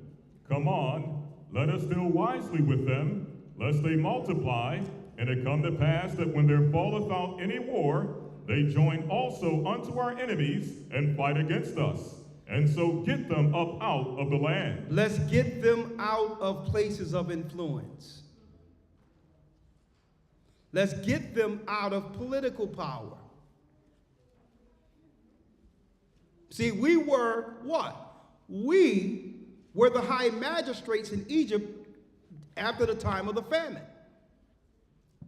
where now the 12 sons of Jacob was ruling from Upper Egypt.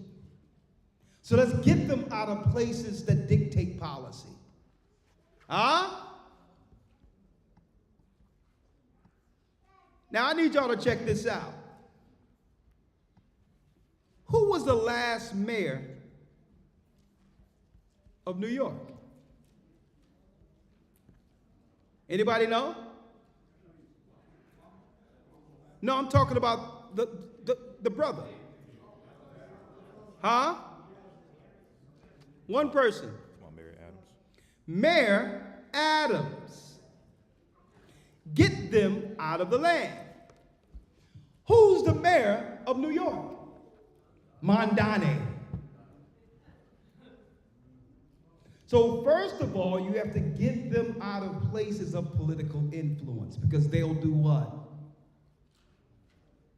They'll fight for policies that benefits their people. See that? This is why instead of getting a brother who went through chattel slavery to be the president of the United States, they got a foreigner from Kenya who was raised in Indonesia. So when it says that they are confederate against us, part of that confederacy is crafty counsel. Make sure they're not in position to help their people. And if you look at any politician in the United States that looks like us, they're from someplace else. They weren't born on the soil, folks. And that's intentional. That is intentional, folks. The mayor of Philadelphia, it was Milton Street and John Street. Milton was city council. John Street was a mayor when I was growing up in Philadelphia. When I was speaking on the streets, he was mayor.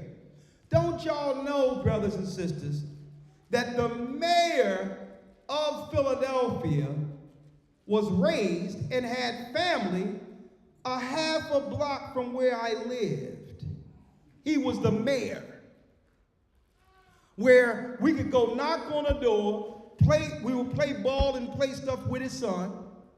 So it was important that that mayor would do what he needed to do for our people, because guess what? You had to deal with us real time. We were up the street from you. So you wasn't going to become mayor and do something else for some other people. And I seen where these cats would shut things down and argue with the Jews and all that to make sure our people had what they needed, because they had a personal interest being from where we came from. So one part of this, the Confederacy, is to say, you know what? Let's deal wisely with them. That means deal it with deceit. Let's give them false representation to make them think they're being represented. But move any people that have the interests of God's people out of positions of influence. Right? That's one way they have done it, or tried to replace us. You think they wanted to do right by us in civil rights? No, they had to. Because we held all the cards, politically and otherwise. We were the labor force. See, we had leverage. Oh, you don't want to do right by us? Guess what? We've always been the only laborers that had this country go for almost nothing. We'll shut the country down by not working.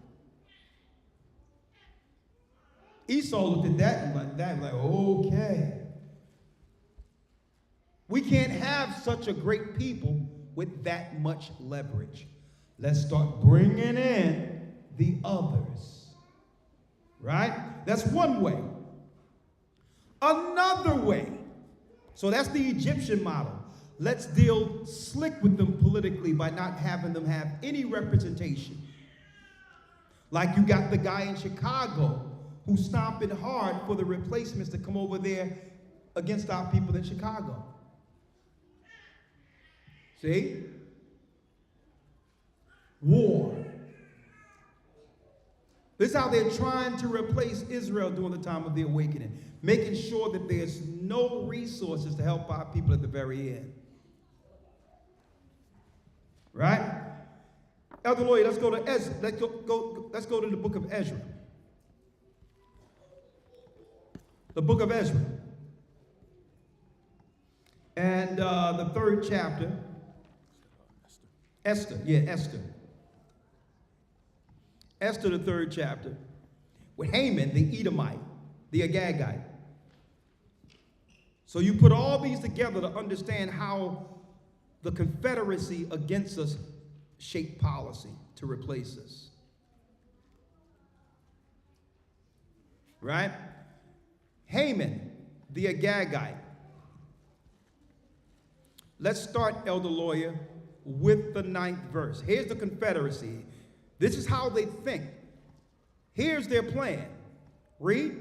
Yes, sir. The book of Esther, chapter 3, verse number 9. If it please the king, let it be written that they may be destroyed, and I will pay 10,000 talents of silver to the hands of those that have charge of the business, to bring it unto the king's treasuries. So he said, listen, pay me, and we'll conspire, we'll come up with plans to kill God's people in the community, in Persia. It was an Edomite. Now, why did he conspire against us? Well, Elder Lawyer, let's start at the 6th verse. Verse 6. And they thought scorn to lay hands on Mordecai alone, for they had showed him the people of Mordecai, wherefore Haman sought to destroy all the Jews that were throughout the whole kingdom of Ahasuerus, even the people of Mordecai. Because Mordecai didn't want to bow to the gods of Persia. It was like, you got some Jews here who's living under a different set of laws, that are seeking to follow God outside of the king's laws. This is what happens when our people began to walk away from pagan Christianity, pagan Islam. You think they're not discussing that amongst themselves in High Council, City Hall, and all these people who've made oaths and pledges? So they say we have to deal wisely with them, because if these people grow in number, they will eventually do what? Affect the politics of the land. Read. Let's go down to the 9th verse. Verse 9. If it please the king, let it be written that they may be destroyed, and I will pay 10,000 talents of silver to the hands of those that have charge of the business, to bring it into the king's treasuries. And what did they do? Eventually what they did was they had a census to number all the children of Israel in Iran and Persia, to come up with a conspiracy or a plan to get rid of all of God's people. Folks, I need y'all to check this out. Check out how they was pushing the census in 2019. And check out who they were trying to force the shot on in 2020 and 2021. If you read the Bible, you can see they're just rolling out the same old games, the Confederacy, the conspiracies they've always had against our people throughout time. Same thing. And that's why I don't trust anything they say.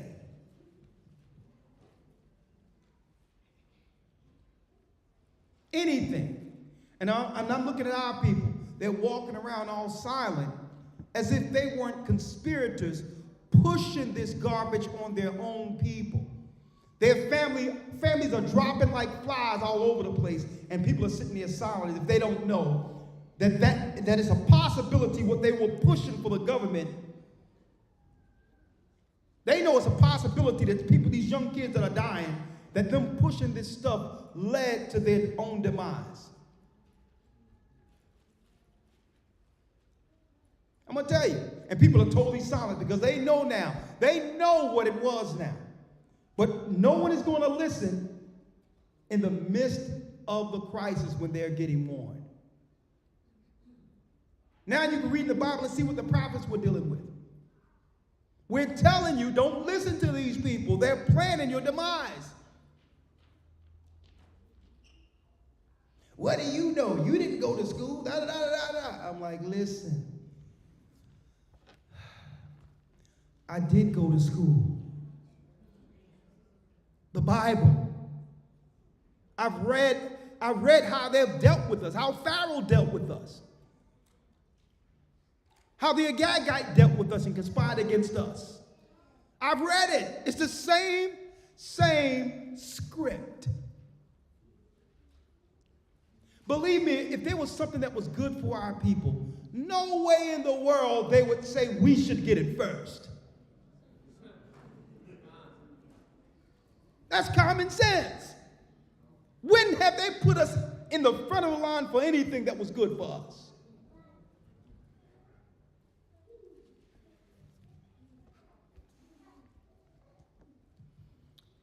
Elder Lawyer, let's go now to Proverbs 1 and 12.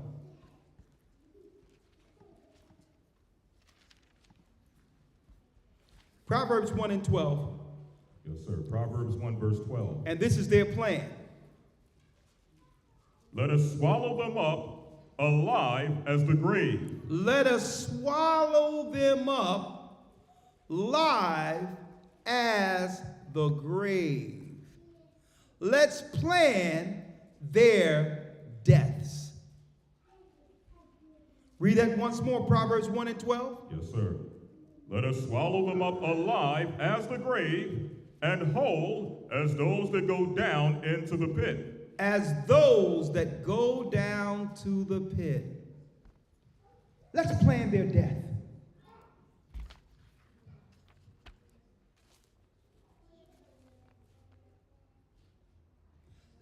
Here it is.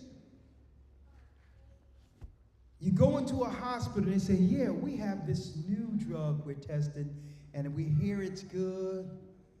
Remdesivir. And we sit there looking at it like, what's this? Well, we got this new breakdown. Then it come out a couple of months ago that this stuff is used. It breaks down the organs and all of that, and eventually you're out of here. Was the key treatment they were doing during that time. At the same time, they were telling us to separate from our families. Us believing that it was a sickness getting rid of our families. Let us plan for them to go down to the pit. Let's come up with a plan so cold, so thought out. You know, they thought about everything. Well, you know, family members are going to have to come and visit their family. Surely they'll know what we're doing. Families are going to come. Well, I'll tell you what. We'll let them know it's social distancing. And that we're trying to save them because we have to have quarantined them away from everyone else. And that's where we can do what we do without them knowing. And we'll just have the nurses tell them, oh, everything is fine. Today, they really showed forth promise. They ate today. They're doing good.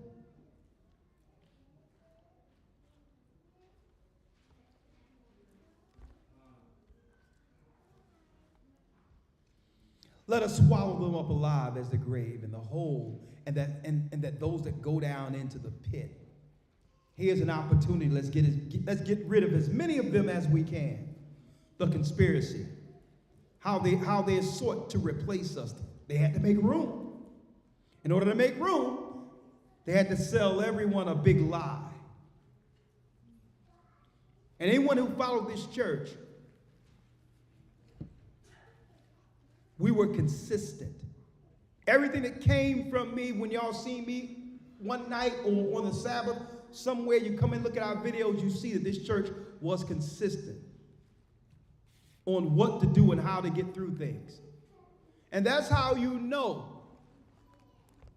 when something is heaven sent. And I'm speaking of the ministry in of itself. You know it through a crisis. And folks, while I was managing through the Spirit of the Most High, the whole world that was going through a thing of uncertainty, because we don't just have churches here. I'm dealing with all types of undermining and all types of stuff that's trying to tear the church from the inside out. And still I have to keep everything afloat. Fighting every battle to get our people through this. Even the battles where people were trying to attack the church from the inside.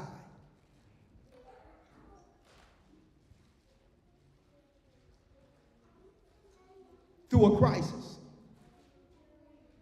Like Satan was like, well, okay. He's wary, and I know that he's definitely not going to get through this one. You got people dying over here, people calling over here. You got Elder Fresnel call and say, hey, Elder Fresnel's wife saying, I don't know if he's going to make it. I said, sister, calm down. What is his symptoms? She told me his symptoms. I'm like, man, it sounds like this guy's having an asthma attack. How would I know that? Because I grew up with asthma. As if the Most High had me go through asthma for that moment. I said, sister, is there anyone in the church? Because they was about to take him to get quarantined. Is there anyone in the church with albuterol and a machine for asthma? A breathing machine. She called around and says, yeah, Elder. And I'm like, go get it. The sister brought her child's albuterol and gave that brother, that elder, treatment. 4 treatments, he was fine and was able to teach the church next Sabbath. He says, Elder, if I'd have been in there, I would have been quarantined. And at that time, people were checking in and not checking out. Then there was another brother.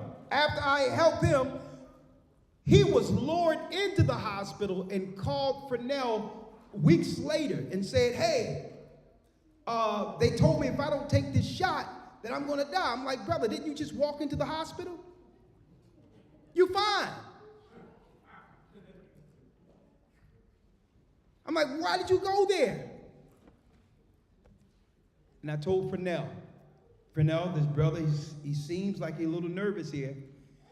Tell him to go home. He's nervous. The brother didn't listen.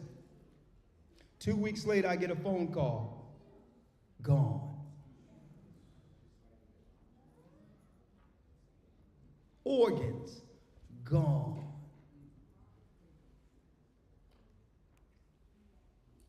And in the midst of all this, I'm dealing with all types of stuff all over the world and internal issues. And having to deal with what was going on with my mother and everything, and the Most High was like, you better stay studying.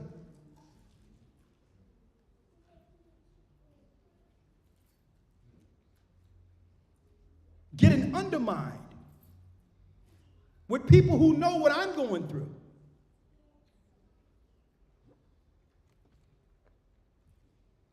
And the Most High was like, stay studying. Stay studying. You're going to learn something through this. And I stayed studying. Every crisis that comes through those doors is going to be the same way. Where not only when they have these big shakings and dynamics and change like COVID happened, it's not just a shaking for the world. It's a shaking on the church. It's a test.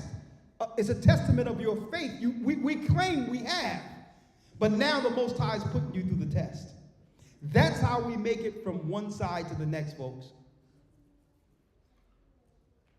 When you look at us coming out of Egypt, it was one crisis after the next. People complaining, people upset, people dying.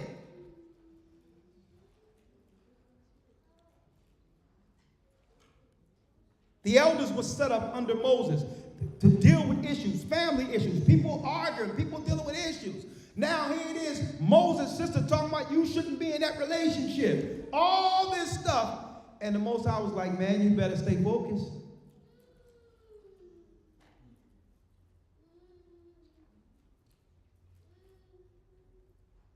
Why?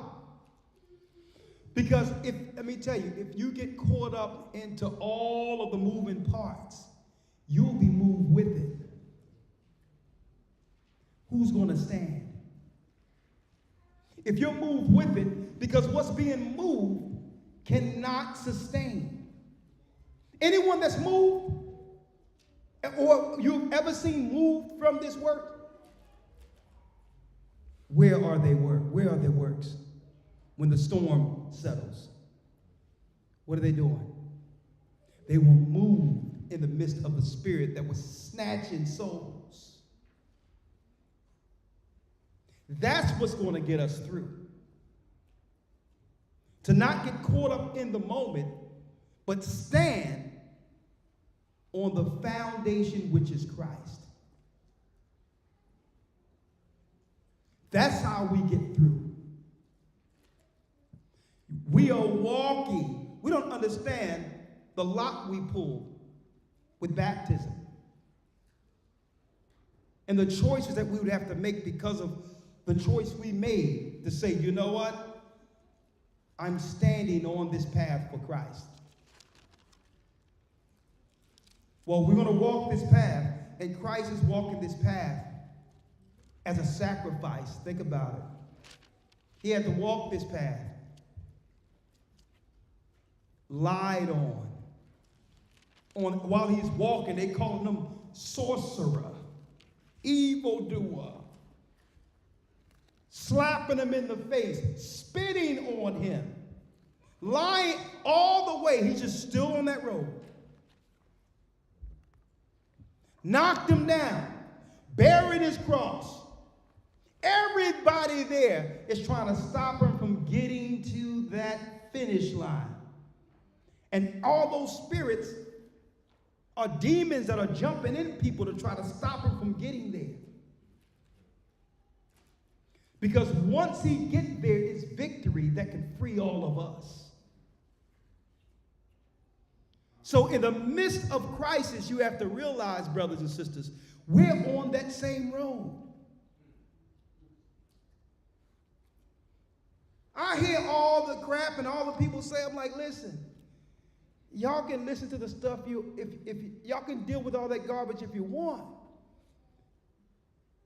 You're going to get caught up all in the fringes and not realize that you're off the path. Because when all this stuff shuts down,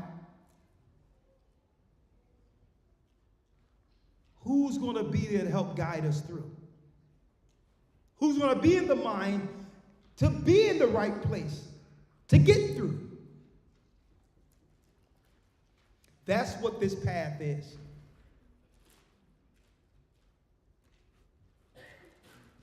Elder Lawyer, let's get Jeremiah 11 and 19.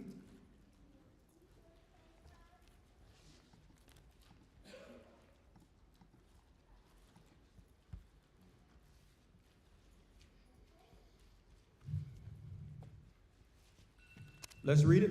Yes, sir. The book of Jeremiah 11, verse number 19. Let me grab it here. Let's read it.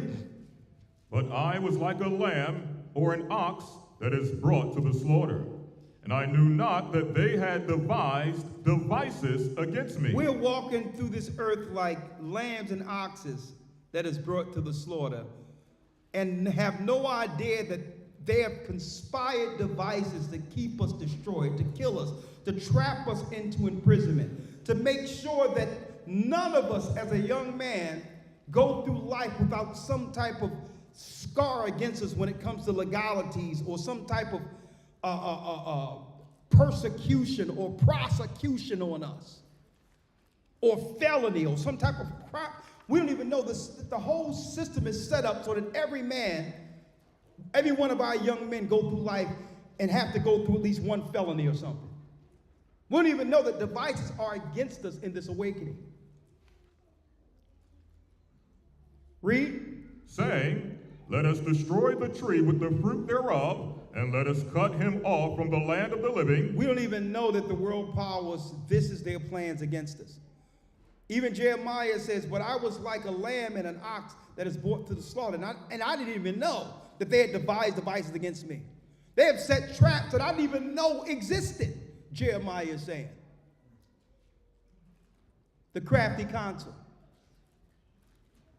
Read. Saying, let us destroy the tree with the fruit thereof, and let us cut him off from the land of the living, that his name may be no more remembered. That his name be no more remembered. His name, same way. Let's cut them off from being a nation so that what? The name of Israel be no more in remembrance. This is what? What I'm showing you is the nucleus is the nucleus of the world policies to keep us underfoot.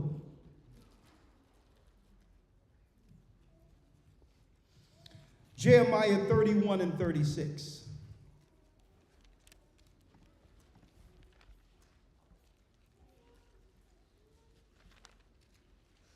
Jeremiah 31, verse 36. But why am I going here? The only reason the enemy cannot accomplish what they would like to accomplish is through the Most High's grace. If it wasn't for the Most High's grace, none of us would survive. There's a number of people who's a remnant in God's kingdom, in this earth, who the Most High is saying, guess what? Hands off. You cannot touch my anointed. You cannot touch them. But sin gives them entry, give them clearance to do what they want to do against us. But I'm going to tell you now, if it wasn't for Christ's grace, if it wasn't for the Most High saying that a remnant must be saved through this, none of us would survive their conspiracies. None of us. Because why? There is rules for engagement. There's things they can't do but by permission.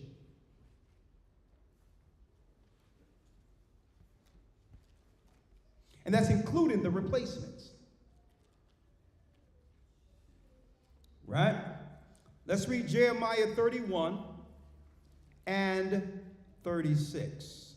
Yes, sir. Jeremiah 31, verse 36. Yes. If those ordinances depart from before me, saith the Lord, then the seed of Israel also shall cease from being a nation before me forever. It's only one way the Most High would actually do away with his people altogether. If there's no sun and moon, If there's no clouds, if there's no stars in the sky, we wake up one day and there's no stars. There's no moon, there's no sun. That's the only way. That's the agreement. If those ordinances depart from me, which is what? The stars, sun, moon, then the seed of Israel also shall cease from being a nation before me forever. Which proves what? The nation of Israel must be here. Physically. If there's still stars, moon, and sun. 37. Thus saith the Lord, if heaven can be measured. If heaven can be measured, I'm going to show you how crazy these people are. They done came up with the technology, the Hubble telescope, and even greater technology than that, to measure out there, to tempt God. That's how what? That's how passionate they are in their religion, with their efforts to get rid of Israel. They read the scrolls and they said, and their sorcerers have told them, hey, if you measure the heavens, this God of Israel is bound by his word. Measure the heavens and then he will allow you to get rid of them. So they got the technology out there claiming they're going to Mars, when really this is what they're trying to do. If they measure the heavens, read. And the foundations of the earth searched out beneath. And that's why they'll what? They'll risk their own lives going into the bottom of the sea. Who would try to make a construct or a submarine that can sit at the bottom of the sea where the pressure can crush you like nothing? Who would even dare go down there? Why would they go down there? The agreement. God's word. He's bound by his word. If they can measure the sea in the sky, then this oath comes into play. Then they believe that the Most High will give them clearance to destroy us altogether.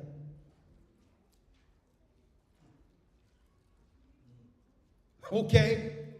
That's how mad and crazy these people are. And this is why I say you can't trust anything they tell you.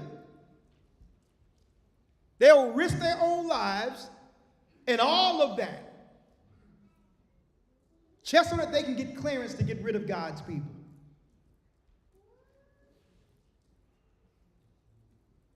If heaven can be measured and the foundations of the earth searched out beneath, I will also cast out the seed of Israel for all they have done, saith the Lord. Why? Now, why is the Most High saying this? Satan, before Christ went up to the throne, Satan would continually go before the throne every sundown and accuse us before the Father. How can you call these people your chosen people? They're worshiping me down there. They're worshiping Baal down there. He would do this before the throne of God. How can you just have these people as your chosen? They're not worthy. Even the Gentiles worship me more passionate with greater reverence than your own people. Imagine this worm up there saying that to God. The Gentiles serve me better than your own people.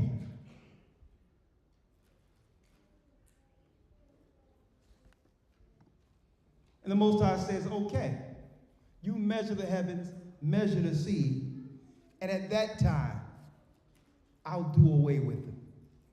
See if you can do that. Get busy. Get busy.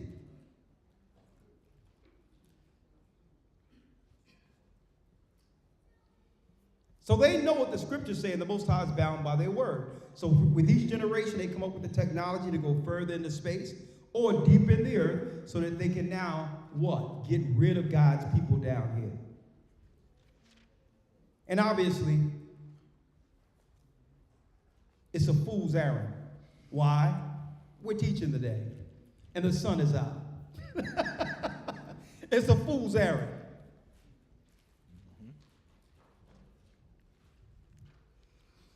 Let's go to Matthew. The 27th chapter. Let's go to Christ now.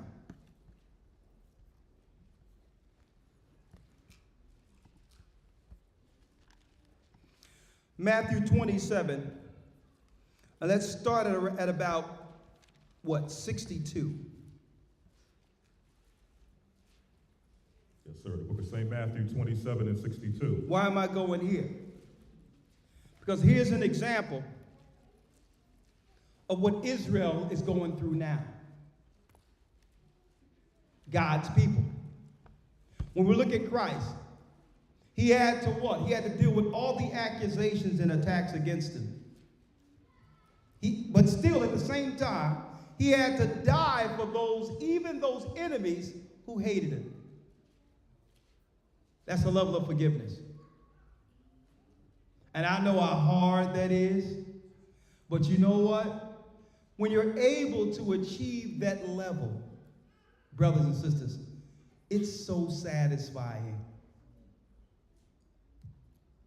When you can say in your heart that a person you would never forgive under other circumstances, that you know that, okay, I have nothing wrong in my heart against these people. It's rewarding in the spirit. It's so rewarding. Because you're not carrying the darkness that came with that moment. They have to live with what they've done. And when you look what Christ did, he gave an example.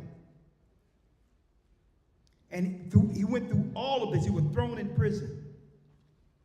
He was lied upon. The people chose a straight tyrant. Give us Barabbas over the Son of God. For him only to be locked, what? In a sepulcher, a grave, for 3 days and for 3 nights, only to come out glorious. Folks, that's not just Christ's story. That's our story. Since we've lost Jerusalem, it's like we've been stuck in a grave for 3 days and 3 nights. Only at the end of it to come out glorious.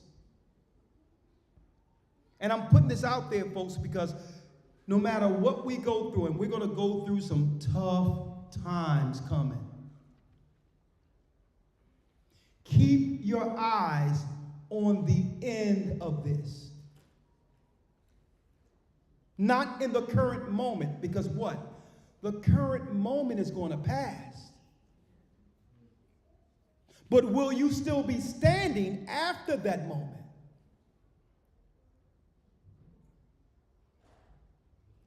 I learned a lot going through that last crisis. I learned a lot. I learned a lot. Listen, I learned a lot. And I'm like, okay, this is how it's done. This is how we get to the wilderness. I thought I was ready when we left out years ago and went overseas, but that was a setup for what's about to happen. Refuge. We developed relationships. We set up churches. So when someone is persecuted in one city, boom, you can go over here.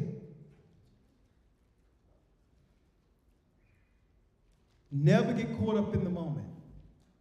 When anyone bring me a crisis, or when they bring me something on the surface, I never see it as presented. No matter how grave a sin may be, no matter how dark or crazy something might be, I never examine anything on the surface. Everything has a spirit behind it. I need to know the whole thing,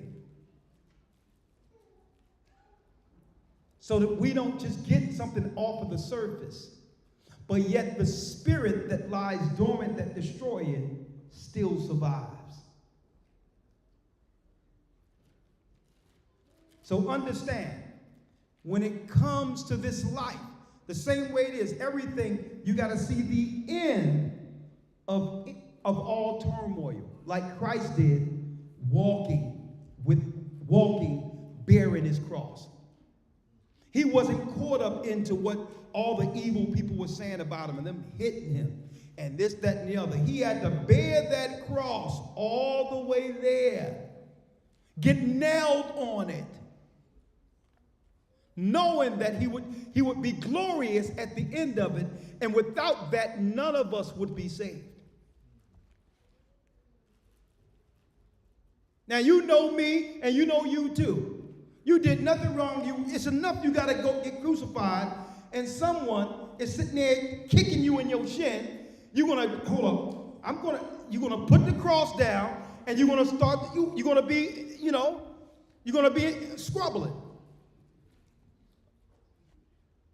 Like, listen, we're going to squabble right now. All of us going to be like, listen, I'm dealing with this, but me and you, we got to get, but Christ, nah.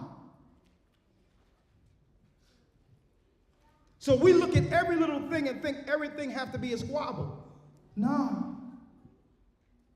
No. I see the end of this.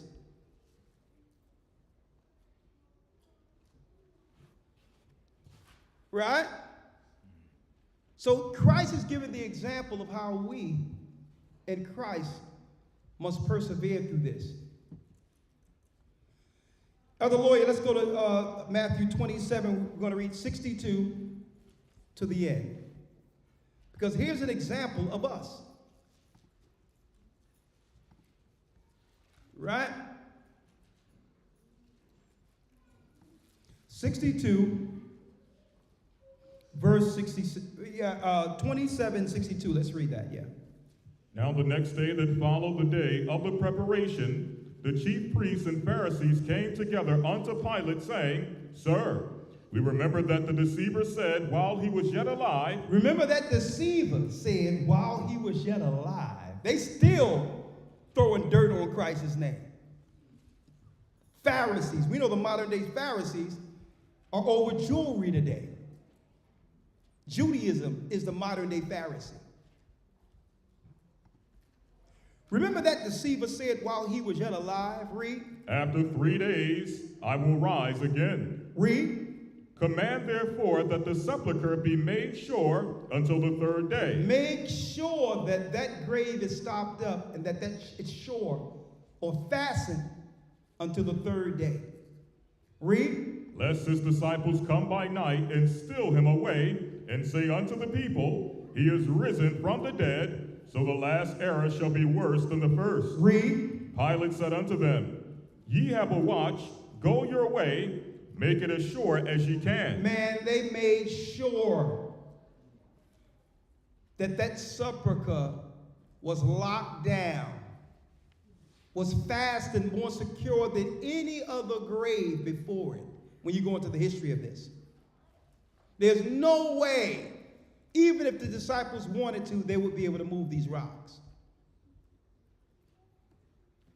So they went. So they went and made the sepulchre sure, sealing the stone and setting a watch. And they put guards in front. And out of nowhere, they came back. A sleep fell upon the watchers, and guess what? They woke up, he was gone. What does that represent for us? Elder Lawyer, let's go to Hosea 6.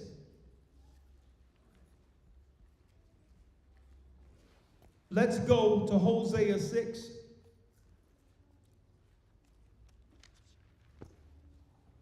Let me grab it here. What does that mean for us, God's people? Hosea 6, verse 1. Hosea 6 and 1. Come, and let us return unto the Lord, for he hath torn, and he will heal us. He hath torn, and he will heal us. Read. He hath smitten, and he will bind us up. Read. After 2 days will he revive us. After 2 days will he revive us. We're living in the awakening. We are the prophecy that's getting read here. It's us coming from the grave, folks. We are the prophecy. Us sitting here today amongst each other. It was the reason for Christ's sacrifice, to allow us to stand as God's people again one day. He's seen us here, staking claim to the name of Israel. After 2 days, he will revive us. Read. And the third day, he will raise us up. He will raise us up. That's right. The rock has been removed. We've been revived. The Most High has given us our name back. Our children won't have to suffer through the ignorance we had to go through to find this truth. Living miracles that we can never take for granted what this truth is and what Christ has done for us. And the third day he will raise us up, read. And we shall live in his sight. And we shall live in his sight. We are the valley of the dry bones awakened. And should never lose sight of that gift and not appreciate that gift. It's no time to be out there without the knowledge of what's about to go down in this earth.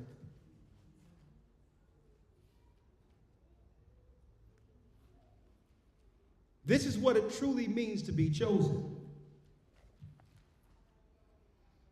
Elder Lawyer. Yes, sir. Deuteronomy 7 and 6. Yeah, they tried to replace us, but you know what? A remnant will stand as God's people. A people they can't replace. Deuteronomy 7 and 6, read that. Deuteronomy 7, verse 6. For thou art an holy people unto the Lord thy God. The Lord thy God hath chosen thee to be a special people unto himself above all people that are upon the face of the earth. That's you. Above all people, against all odds. They've been conspiring to destroy us. They've been conspiring to keep this knowledge from us. And the Most High have broken through with this prophecy and have raised Israel to live in Christ's sight in the third day. That's you, the chosen people, the peculiar people. Take sight of it, own it, walk in it. 7. Verse 7, the Lord did not set his love upon you, nor choose you, because you were more in number than any people. For you were fewest of all people. Because you are fewest above all people. So guess what? I don't trip out when I go into a church and don't see the numbers of a mega church. Because the Most High didn't choose us because of the number of people who that's in a room.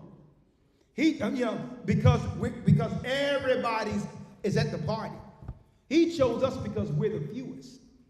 Broad is the way that leadeth to destruction. So when I see smaller numbers, guess what? I'm like, that's nice. I'm going to tell you why. Those are they who persevered, who are serious, who would weather the storm regardless. Those are the true leaders. Numbers, even though it amazes me sometimes when I see it all come together at the Passover to see what the Most High have done. You know what I mean? I look at it and be like, this is well beyond anything I ever thought would happen. But I know, guess what? It's not about the numbers. Everything we see that's all over the earth right now, folks, that's in the earth right now. Let me tell you, it started off with me and one other guy on a corner with the faith of the Almighty, with the truth of what's going to happen in this earth. Everything you see right now in the earth that's real time with the technology, where the technology wasn't even invented at that time, we were talking about. And now we're living through it. So it's not about the number, because the Most High can do this with just 2 men. It's his power. It's his spirit that goes out. It's not about the number of people. It's about the faith of the few who's willing to stand for God's people and be utilized by him. I'd rather have a small number to manage, because guess what? It's more comfortable and it can be more personable, where you can put more time into people and bring that thing together to lead many.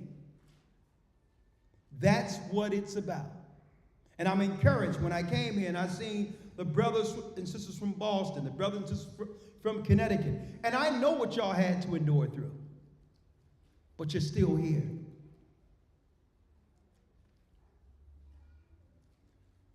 It means so much. And guess what?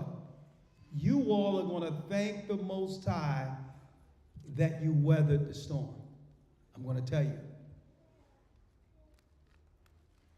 Y'all going to thank the Most High that y'all made it through this. Because when it's said and done, we're looking at the leaders. And it's going to be too many people to manage that you all will have to lead. I'm telling you now. But at least we know who can persevere through crisis. That's you. Unwavering. Unwavering. A people who refuse to give up. Who continue to go to Sabbaths and serve the Almighty. Folks, you think I didn't have reason while I was dealing with this work many days to say, you know what? There's enough excuses for me to say, you know what? Let me go about doing something else. But do what? What's the option? America is done. This world is finished. Do what? Get jacked up like Jonah, only to be spit back on the shores of Nineveh? Do what? I have to be patient. I have to get through moments that would stress me beyond measure. And then when I wake up the next day, I'm like, okay, that wasn't that bad. Now what you have for me, Lord? We have to get from one day to the next, persevere, sustain until the end. Because, and this is what I said it a couple of weeks ago at the church. Excuses only works for men. When I was in Philly, I said it. Excuses only works for men. On that day when we're standing before the Most High, and we will be standing before him, every individual, what excuse can I give him for walking away? What excuse can I tell him? Well, the people did this, Lord, and because they did this, and I found out somebody was sinning, and I found out he did that, and I was just overwhelmed. Oh, Lord, maybe I went through a midlife crisis. what can we tell him? You know what we can say? We can endure unto the end. And with all of our righteousness, we'll still barely make it in.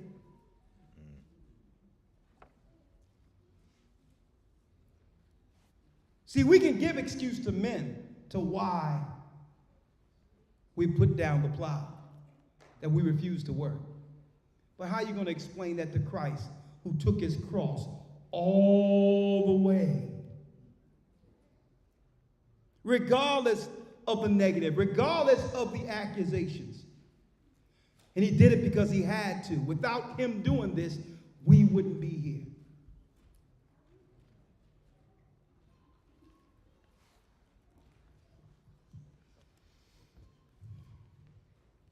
Romans 11. Have God cast away his people?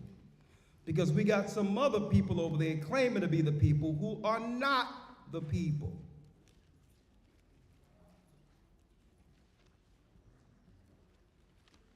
Romans 11:1. Let's read it. Romans 11:1. I say then, have God cast away his people? Have God cast away his people? Did God cast away the children of Israel who went into captivity, according to Deuteronomy 28, to get another people called Jewish people, serving under the religion of Judaism? Have God cast away our people? God forbid. No, and that's New Testament. Read. For I am also an Israelite of the seed of Abraham, of the tribe of Benjamin. The same way we appear. We are also Israelites here, of the seed of Abraham, but we so happen to be from the tribe of Judah. Because we had people back there at Paul's time telling everyone that God's people doesn't matter anymore.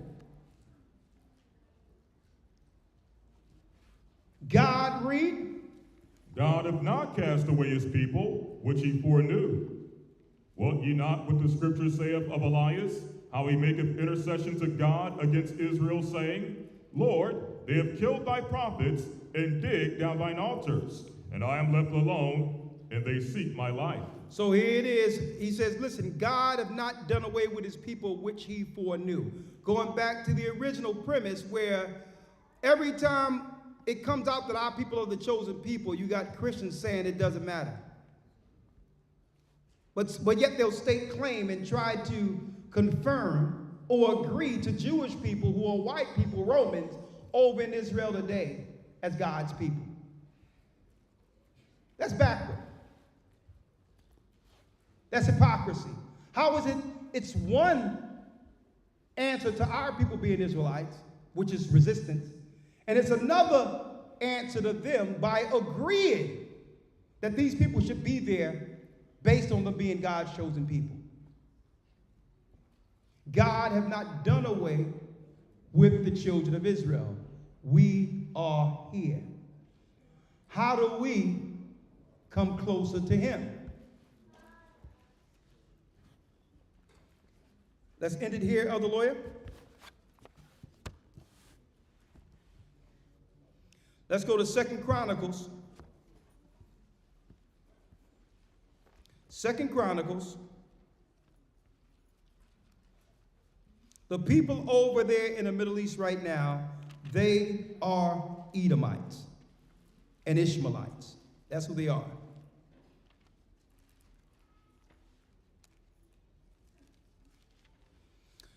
Second Chronicles, we're going to end it here, and then we'll open it up for questions in a moment. 2 Chronicles 7, verse. Let's start at 13. Give us some insight of how we get through this together as a people, in prayer and in thought. Through prayer and in thought, we'll never forget what was shown to the prophets, starting at, Elder, the 13th verse. Yes, sir. If I shut up heaven that there be no rain, or if I command the locusts to devour the land, or if I send pestilence among the people. The Most High says if he send disasters, crisis. Read. If my people which are called by my name shall humble themselves. If we humble ourselves when the Most High brings storms, when he brings disasters, when he brings crisis, and not focus on what the government is saying or what they're talking about, but what God is saying or how he's speaking through the crisis should be the focus. If my people which are called by my name humble themselves, read, and pray, and do what?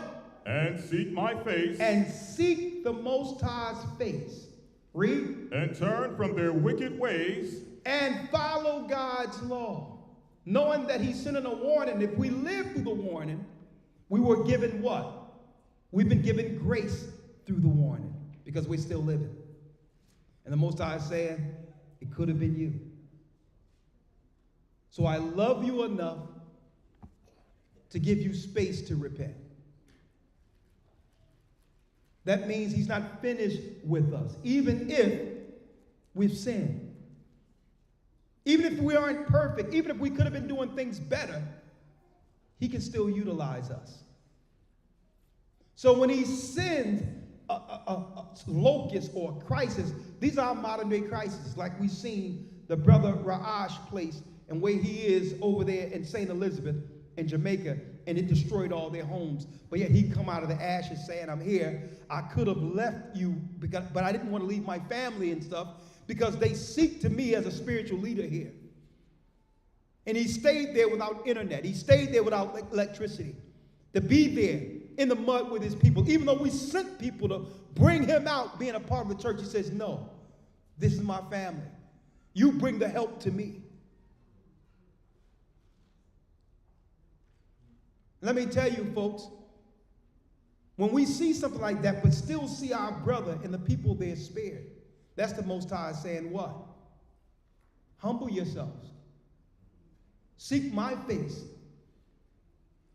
Go back to where you were with the first love you had for me when I delivered the truth to you. Get back to where you were when you feared me and loved me.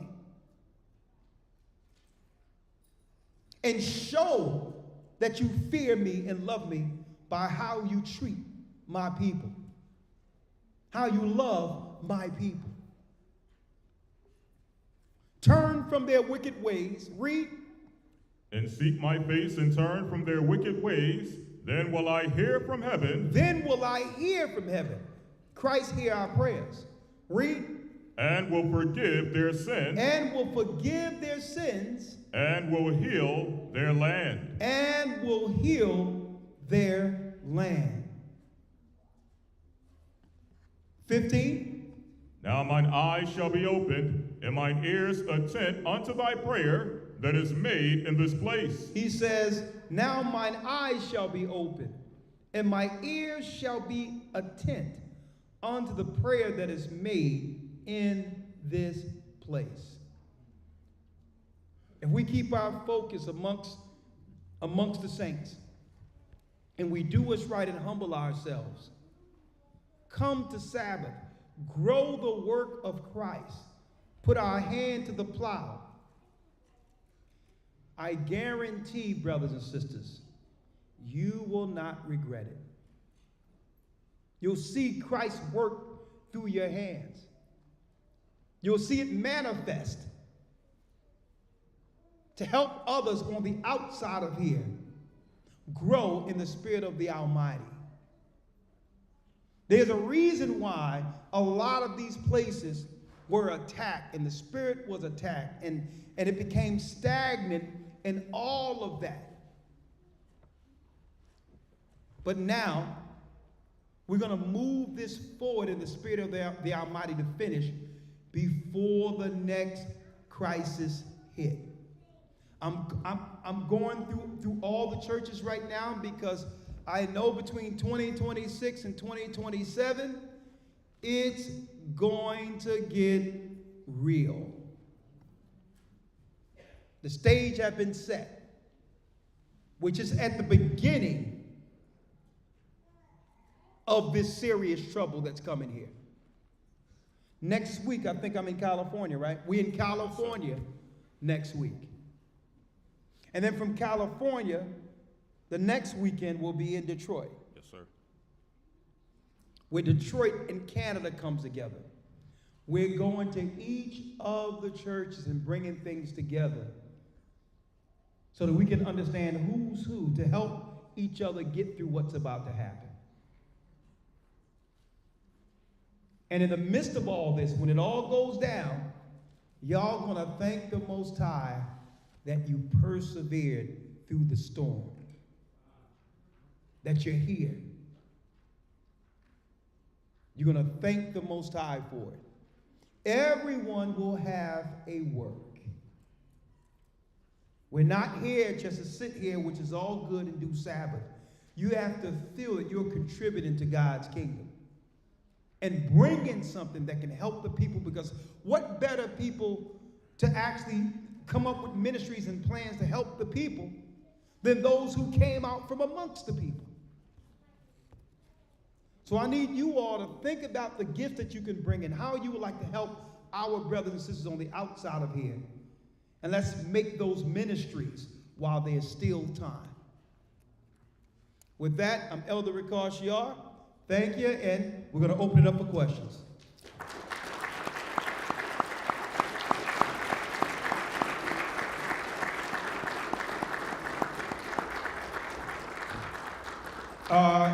Whoever want to have any questions, you can come on up. The microphone is right there. We'll be more than happy to answer those. Elder Lawyer, hold that, because restroom.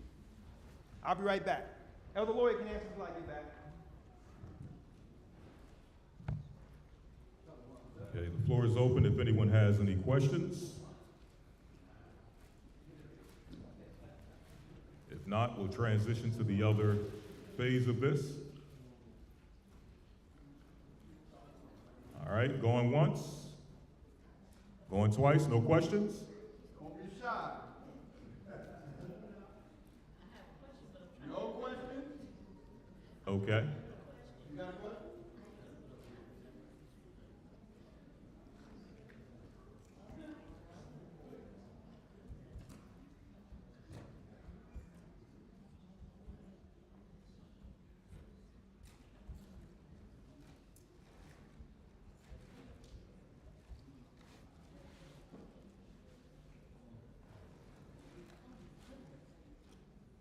All right, you still getting it together, or you good?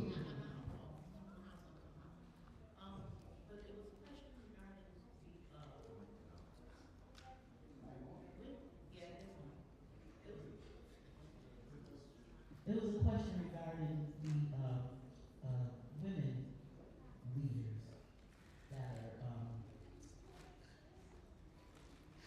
You said the women leaders. Who are that? Yes.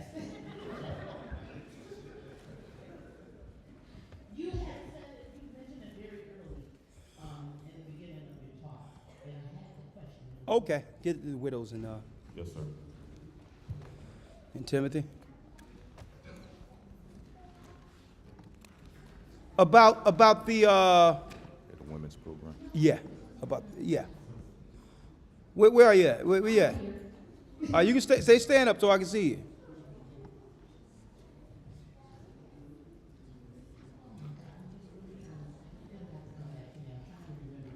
Okay, when I was saying that that the people who stayed, that they here to lead, and what that looks like.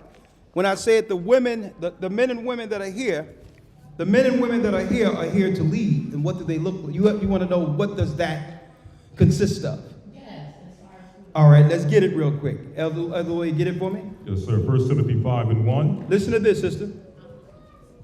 1 Timothy, so what is a woman's position to lead? Right? 1 Timothy 5, verse 1. All right? Rebuke not an elder, but entreat him as a father, and the younger men as brethren, the elder women as mothers, the younger as sisters, with all purity. So the elder women are looked upon as what? As mothers, right? So the mother takes a what? A leadership position, but a mother is also a nurturer, right? She cares for the young ladies and the young men in the congregation like a mother would, right? Hold on, let me pull this back.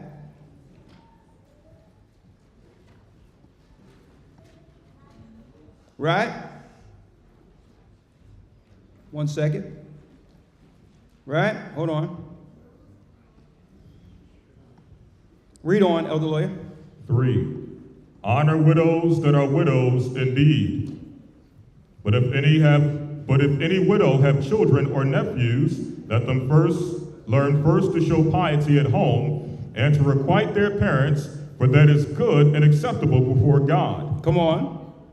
Now she that is a widow indeed, and desolate, trusteth in God, and continueth in supplications and prayers night and day. So she stay in supplication and prayer for the church, for the people. It also goes into guiding the young women. Read on. Yes, sir. Jumping down to verse number 9. Number 9, let not a widow be taken in the number under 60 years old. 60 is within 60, right? So when you get up to that age, 50 on up around 50 to 60, you're in that guidance position in the church, right? Read. Having been the wife of one man. The wife of one man, that means she's known amongst the church, a reputation to be married, right?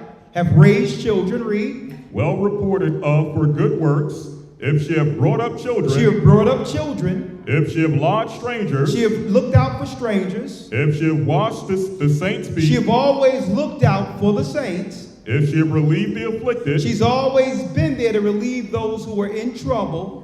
If she have diligently followed every good work. Read. But the younger widows refuse. But the younger widows, these are the younger women without men, and this was being written in the church, they refuse to be responsible in this manner.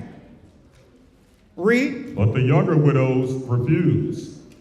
For when they have begun to wax wanton against Christ, they will marry, having damnation because they have cast off their first faith. Because they have cast off their first faith. He's talking about them just operating carnally, without them coming in the spirit of a virgin, the spirit of a woman who was seeking to help the church. Read on. And withal they learn to be idle, wandering about from house to house, and not only idle, but tattlers, also and busybodies, speaking things which they ought not. So the elder women are supposed to train the younger women not to be all in rumor, not being in other people's homes, talking about what's going on with other people's family. The older women are supposed to show the younger women, no, you don't do that, right? You can't do that because one day you'll have a home. And the power of a man's home is the discretion of it. You don't want to shame your home by having your business in someone else's house. Right? So the elder women are training young girls to be like that because what? It's easy to go into a rumor mill with the modern day technology, with social media, and you heard what happened over here? Didn't she do this and didn't he do that? And the next thing you know, the focus leaves Christ and it goes on into what? Rumor and innuendo. The church is now veering off from its path to help the people. And the reality is, let me tell you, the reality is, since Adam and Eve, all marriages have had issues. Okay? Since Adam and Eve. So when people start going into rumors of other people's houses and all that, it'll shake the faith of some people. They'll be like, man, how can they be doing this? No. There's struggles in everyone's house. And guess what? That's why the Bible says a wife's discretion fatten a husband's bones. She ain't supposed to be telling her business about her house and her family to other people. And young girls aren't supposed to be doing that either. Right? And that's what the elder women, like leaders, need to make sure that a lot of that activity is curtailed. You're training the women, the young girls, to be virtuous. Right? You're training them like you would a daughter. Right? That's a leader. You got that? Where does that? Who had the question? You got it? You're showing people not to be busybodies and all that. And then the 14th verse says, I will therefore read. Yes, sir. Verse 14. The younger women. I will therefore that the younger women marry, bear children, guide the house, give none occasion to the adversary to speak reproachfully. And give none occasion to the adversary to speak reproachfully. You got some people who think they're doing the Lord's will by minding everyone else's business. No. You have become the child of the devil. Your house is your business. Right? That's why it says in the 15th verse, for some have already turned aside after Satan. Right? Everyone is not supposed to be in other people's business like that. If people are struggling with something, they're fighting through something as a family, they ought to get the support from leadership to overcome that with discretion. Right? Because everyone should have their integrity intact. All right? No one came to church to be a part of someone's rumor mill. Okay? So you got that? Well, that's going to be the end of the broadcast, but then, you got another question? Come on. You come on.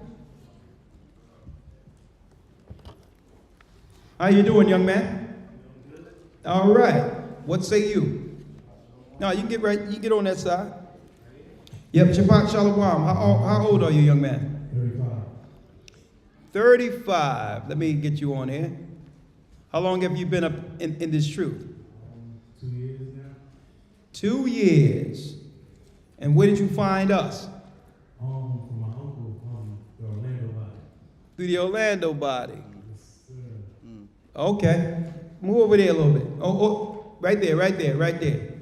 All right, talk to me. I heard you said it's going to get real, basically 2026. Oh, yeah, it's going to get real. Yeah, so I was thinking, what in particular do we got to look forward to? Like, is it a famine, sickness? It could be, are they war? A great question. All of the above. All right? So, but what you got to do is what you have to do, not what's going to happen. Everything you said is going to happen. We're in the midst of it now. They just haven't reported it to the people yet. They're rationing already. Right? So, what you have to do is stay in the laws of the Most High, follow the directions within the church with the leadership. But what you got to do on a personal basis for your family is to prepare. You have to think about what type of trade or what type of gift the Most High have given you that can sustain through all of it outside of a regular job. What can you do that can actually produce something, even if you weren't working, that can help sustain your family? That's where you need to be thinking. What type of job, what type of work you do? Truck driver. Truck driver. Now, you know, they done gave all of these illegals CDLs without telling people, right? So that they can now, because they only paying these other truck drivers $15 an hour without any contracts that's coming from other countries. When I was in trucking school, they had a lot of immigrants there going for free, while I was paying $12,000 for the class. Yep. They're paying for them to replace our people that's truck driving, because guess what? That's a job that can give you instant financial upward mobility. At one time, believe it or not, in the 80s and in the 90s, it was very few of our people, men, doing it. It was those white guys out there getting all that money, taking stuff, and then our people got wind of it and began to do it. But now, they're going to do two things with the truck driving industry. They're going to replace it with industry, which is, at the least, drive down the wages. Because if they can pay other people less money, then they don't have to offer you the going rate. So I see y'all probably experiencing a lot of that now, right? Yeah. They're driving down the wage. But then they're going to bring autonomous trucks, where the trucks will actually go on the highway to certain stations, and then the smaller trucks like Amazon and all that are going to pick it up from there. So that's where they're going eventually. So if I was you, since driving is your thing, I would find a way you should find a way to get your own truck and contract it out. Even if you have to get a pickup truck and get an LLC and do odd jobs where you tow people, drop stuff off, and do all types of things, where now you're getting money on a regular basis just driving and adding up that and just putting it away. If driving is your thing, it's going to come in handy, right? But find out, okay, this is what you do. This is what you do. You're 35. Whatever you get annually, find out what that is, right? Find out how many runs you make to make that particular salary. Then you break down, how many of these runs can I do in a year if I was doing these myself with a pickup truck in a personal contract? Go into those areas. Start thinking more independent when it comes to your trade, and you'll be fine. Okay? Because it'll lead you in that mindset you'll take into other areas to be able to sustain your family. All right? But yeah, it's going to get real. But right now, it's about a financial crunch. It's about squeezing our people financially. And it will lead to what? It will lead to everyone eventually having to acquiesce with the new system, the socialist system. Yeah. And also what you have to do, and it's hard for our people to think about doing this, we're going to have to, eventually, brother, listen to what I'm telling you. Let me put this here. We're going to have to understand when it's time to scale down, to budget. What is my overhead? Right? What is my overhead monthly? And how can I budget that, even if I got a downscale to a lower living standard, but still be able to sustain with more capital towards resources? Sometimes what happens, instead of us dealing with the reality that they have taken everything away, we pick up extra jobs and start Ubering and start DoorDashing to sustain, and still our head is barely over water. When life is telling you, we can't afford, because one thing happens, now you're homeless. So if you're barely making it, it's time to scale down so that you can have more resources. Not to say one day that you can't make a decision to get better if the Most High provides for you, but at least you have something. A lot of us, and it keeps us stagnant because we just live according to our means. And we just make enough to sustain that when life is telling us. And I'm gonna tell you what taught me this. Because what taught me this is because I was living the same way. Right? But when I was out in a different country with no one to help, you have to start with what you barely have. Right? So it's getting rid of everything, starting from scratch, knowing you don't have much. So you're beginning to budget with what you have from the beginning. Man, I'm like, man, I should have did this while I was in the United States. Right? But I knew that you can't call mom. You're in Egypt somewhere. You can't call the family and say, give me a few bucks to hold me over. So you have to budget knowing that's all you have. But when I started doing that, I started realizing, okay, I'm living at a certain scale, and I'm able to actually save money slowly. Right? Right? And then you go up a little bit more, right? And then you begin to produce more, and even more overhead begin to happen in scale, and you're saving money. And I'm like, man, why didn't I think about this in the United States? You know why I didn't think about it? Because in the United States, you're always comparing yourself to someone else, and you're just trying to keep up. And you don't want to be shamed as one of the people who don't have, opposed to your next door neighbor. It's an entirely different mindset when you're thrust out of Babylon and have to live off of what you have. But think about this, and I think this is where our people are going to suffer the most. The model I'm talking about, the replacements that are coming over into the United States, they're already living by that model I learned by living somewhere else, which is going to give them the advantage over us. So we have to swallow our pride and understand, okay, if we're making a good salary but still aren't seeing anything on the end of it, and we're still scraping, it's time for us to not care about what other people think, to sustain like Joseph did. To scale down. All right? So to scale down, I'm going to tell you, it's nothing but, let me tell you, I'm just checking out when we go to Tabernacle, right? The Most High be showing us signs right in front of us, but we be sleeping on it. When we be going to Tabernacles, and we see those other people out there with those trailers and all that live in there where they got their place to stay and barely paying for electric or something, you think those people are broke?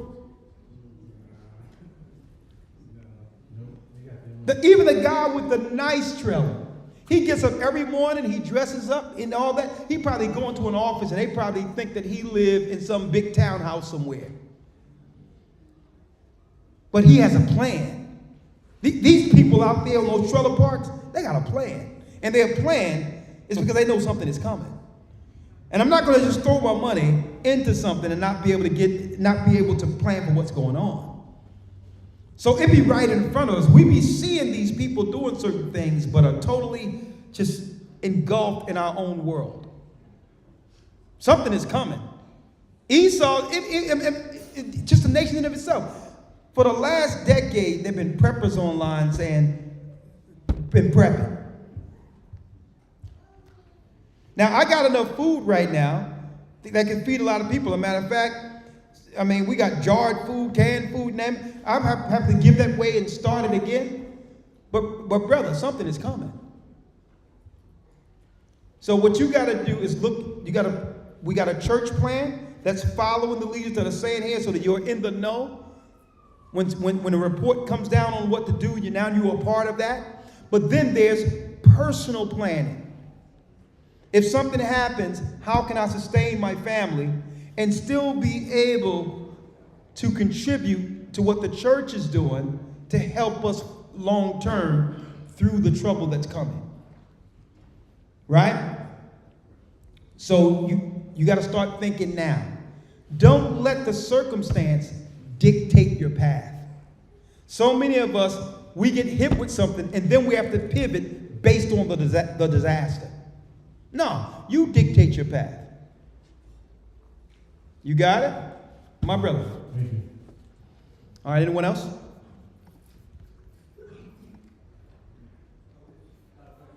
Yes, sir.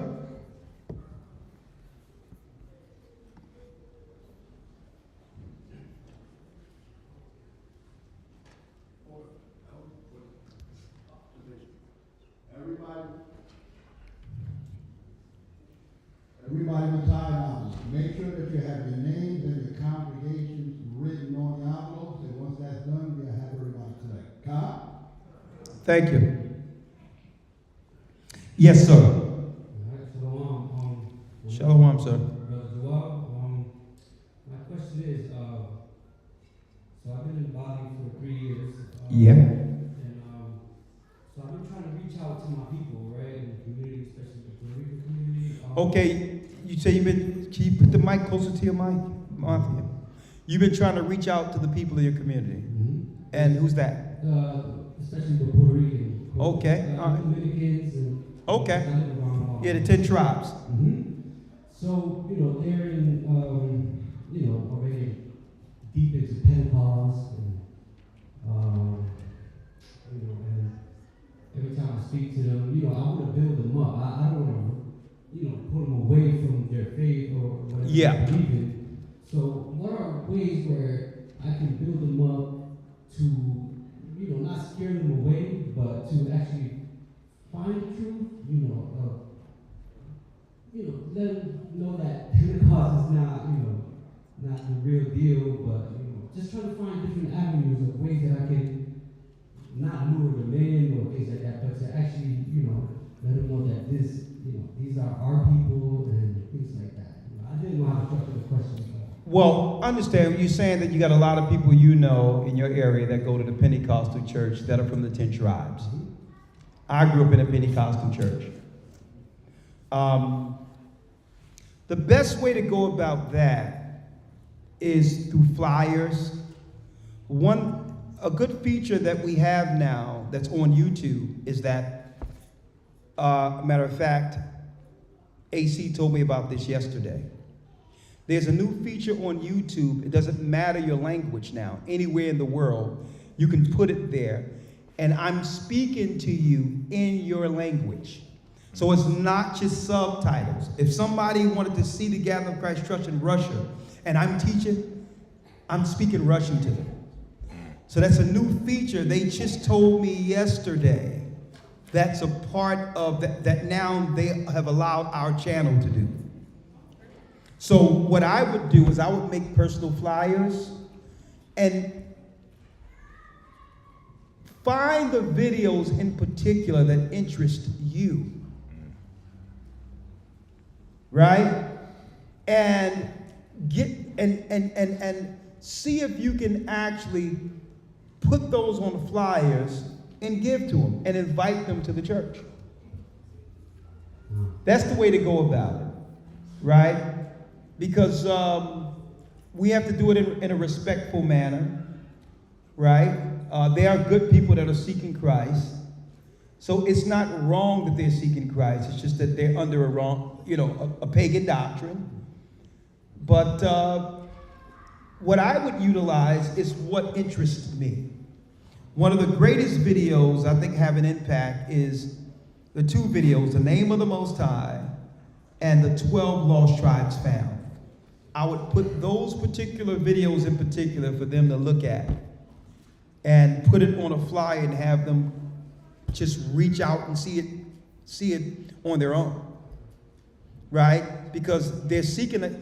Usually when it comes to them dealing with Israelites, they try to avoid Israelites or those like us because, they seek to avoid confrontation. They think it's going to be a confrontation or a debate or all these other things they see. And people are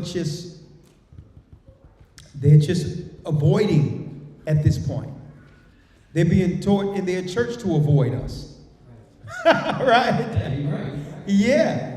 So I would say, be Christ to them. Be Christ. Be charitable. Be respectful. And set up an engagement. And ask them if they would like to talk. There's something that you believe would seriously interest them concerning Christ's ministry. And speak to them on that level. Right? Not that what they're learning is wrong, but there's more that they should be able to get the understanding of concerning Christ. And you have some information to help them with that.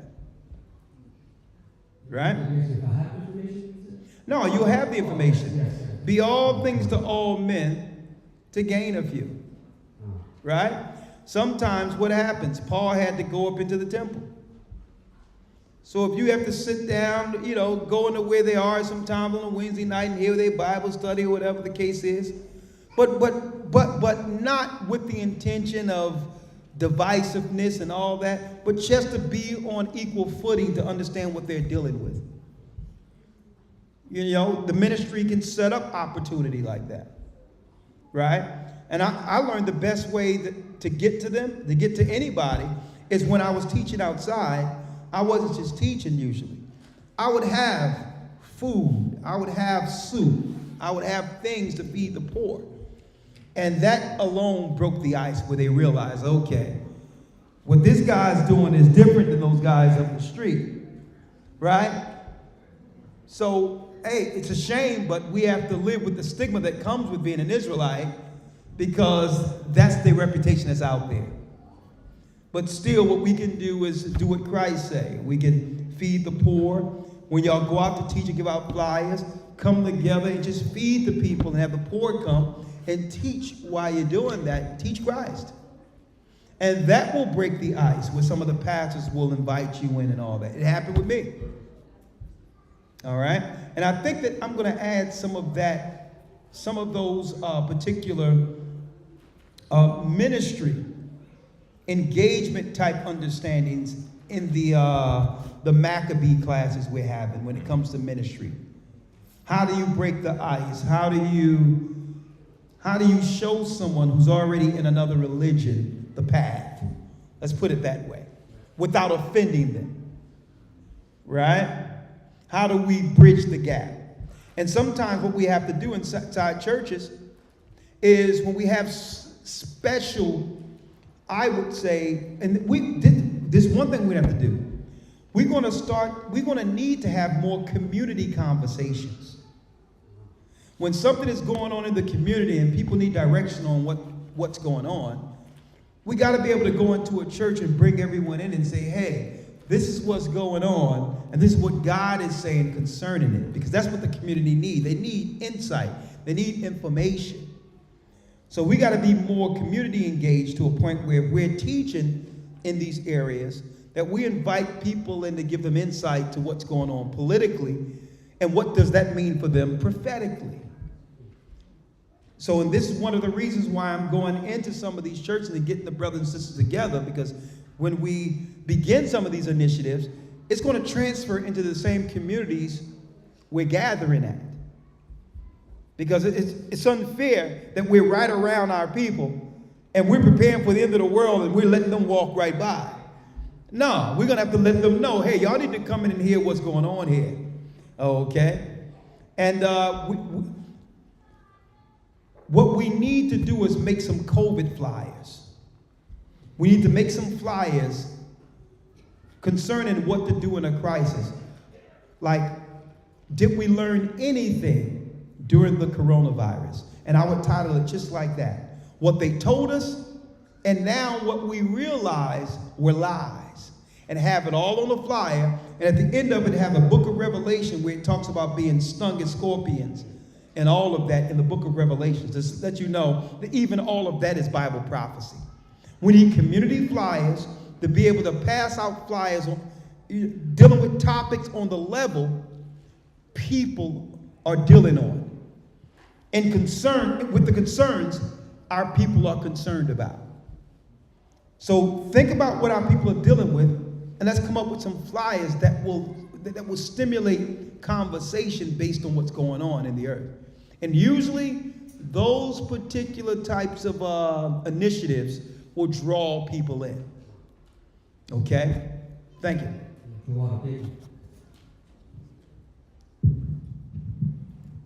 Yes, sir. How you doing, sir? Okay. Can you put the mic in front of you? I have a question. Yes.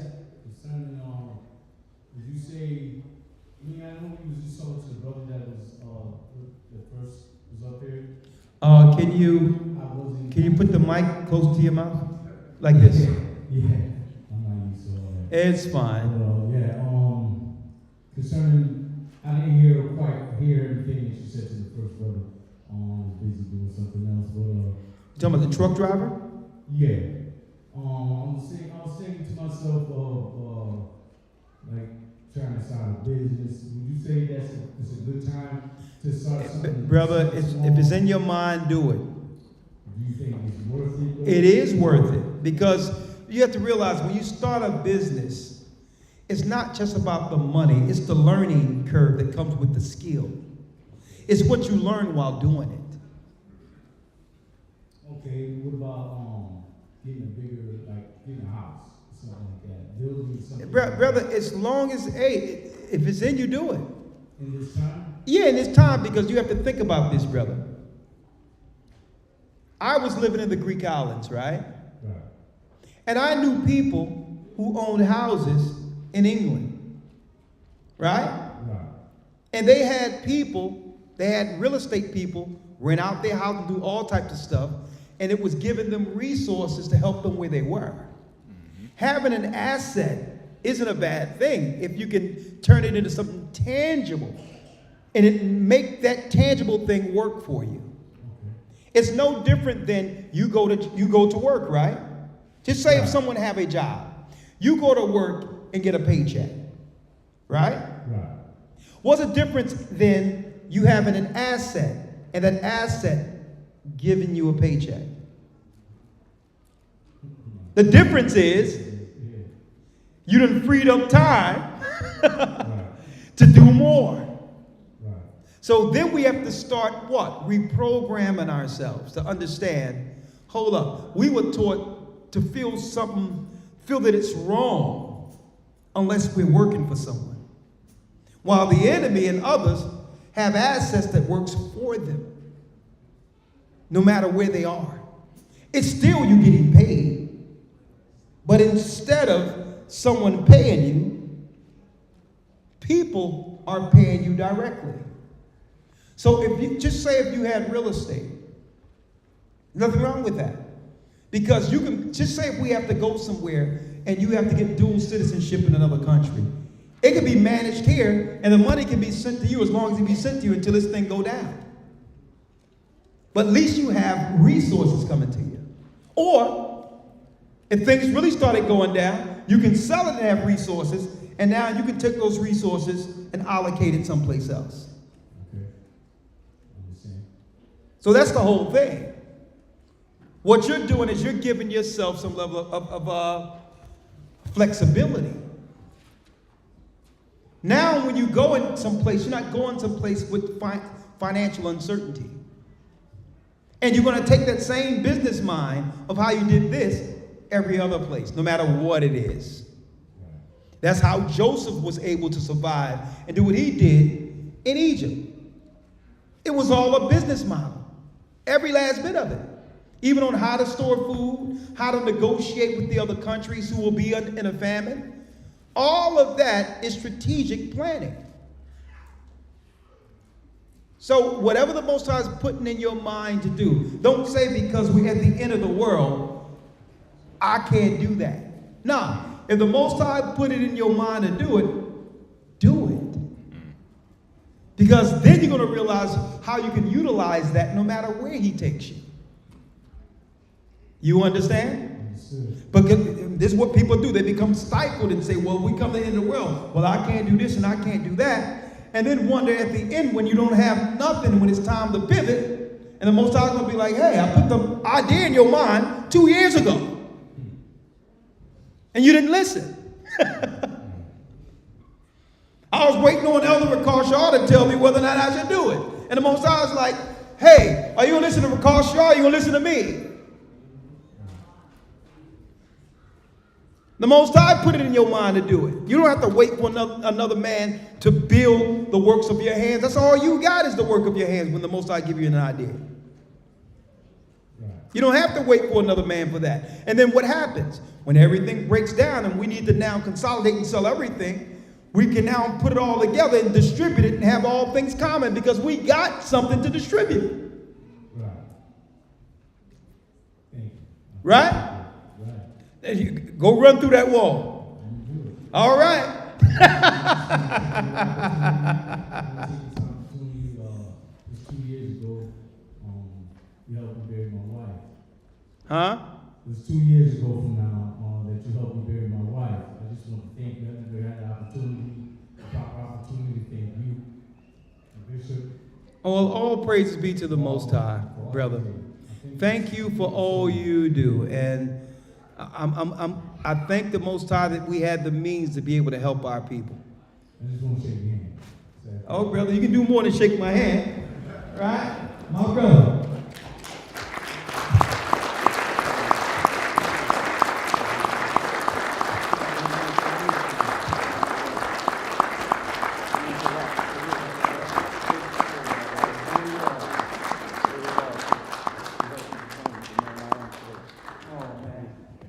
Thank you, my brother. Thank you. Blessings.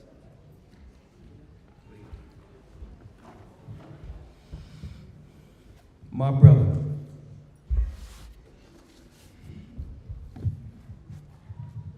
Shabbat Shalom. Shabbat Shalom. I'm sorry, right here. Sister Connie. Yes.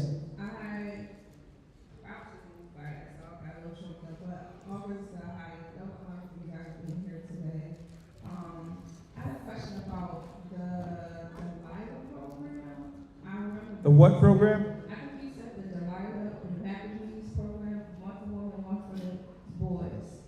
Okay, no, I said it's going to be, I think I was going to name it the Sisters of Sarah, something like that for the daughters.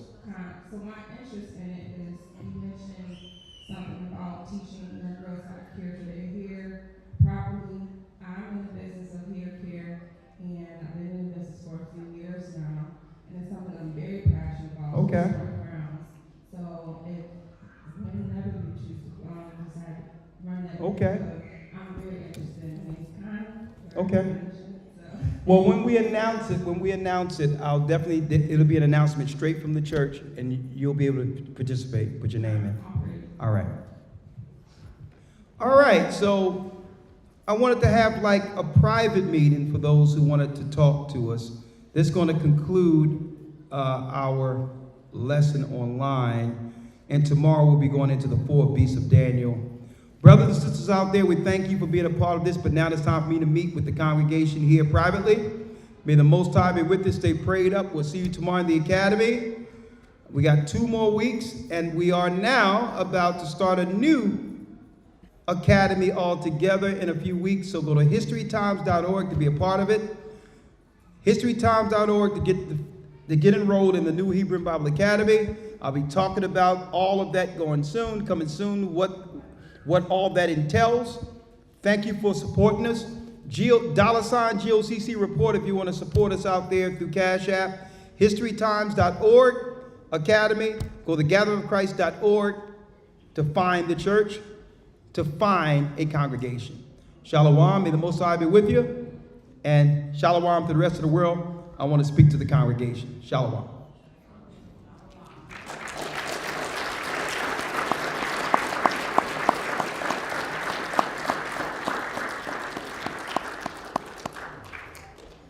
All right.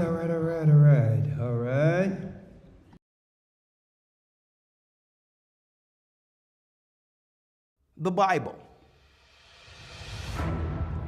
Is it hard to understand? When it comes to reading the Bible, the first thing that comes to mind is the fact that this is the Word of God. The seals have been broken, and the truth is here. And when we go throughout the scriptures, when we go throughout extra biblical records, we find that the language that God employed, that He used to create the heavens and the earth, was the Hebrew language. Christ said, I came for the lost sheep of the house of Israel. But yet no one, no religious leader, no religious church out there anywhere can now identify the 12 tribes of Israel. Can we? God is quite simple, but it seems as if man makes understanding Him hard. What are those mysteries? The truth of your book